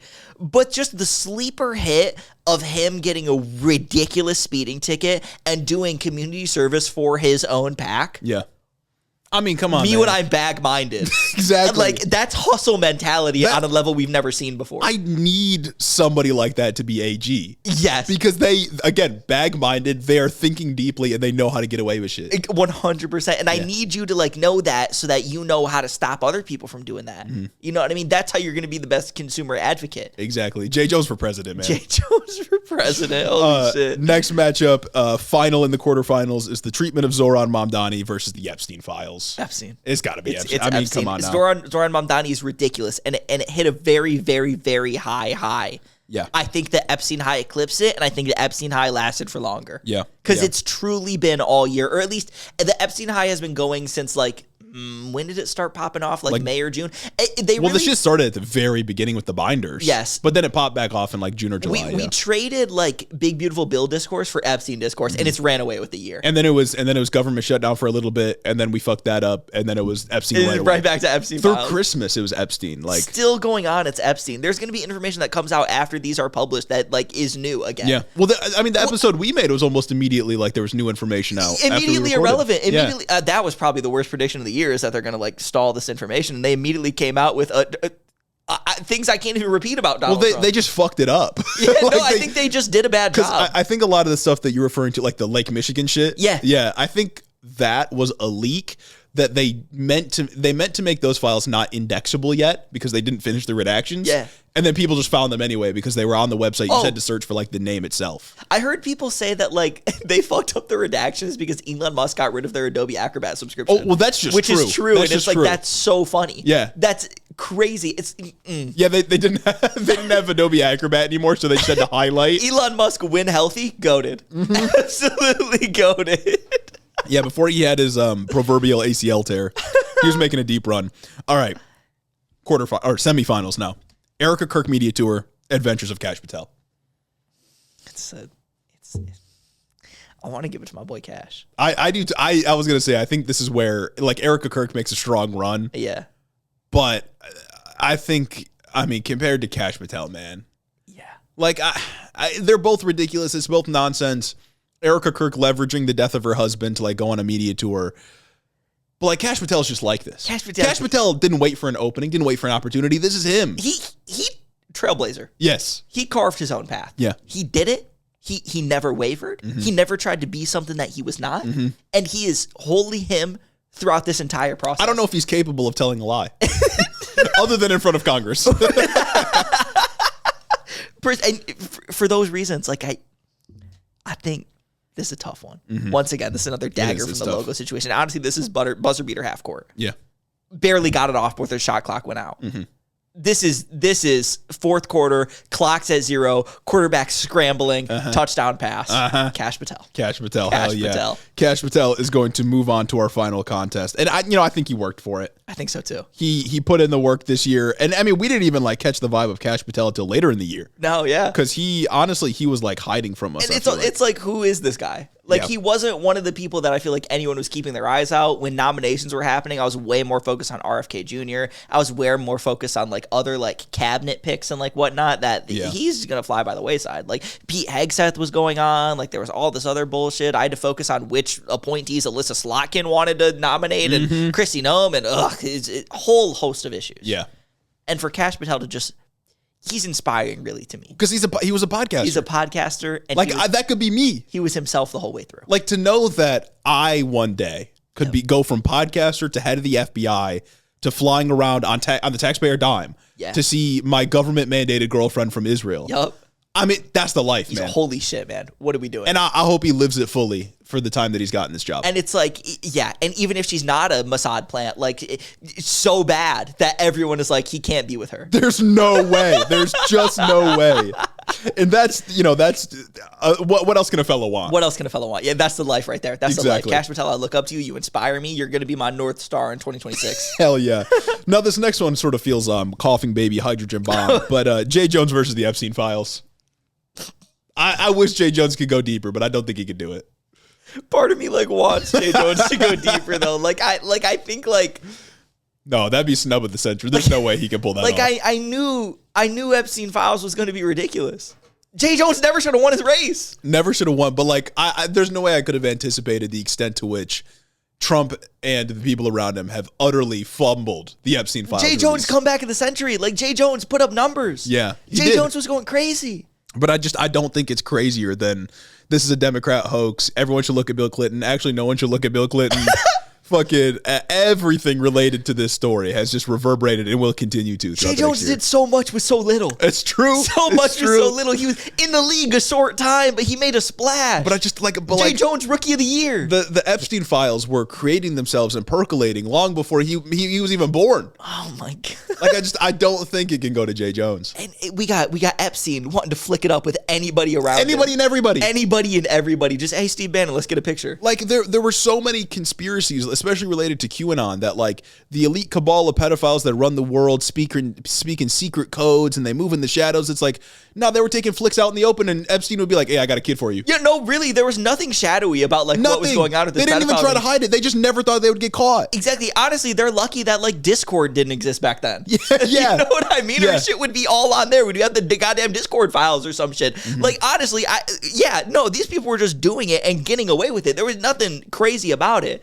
I want to give it to Jay Jones so bad. Yeah. This is legendary performance. Oh, yeah. Legendary performance from that guy.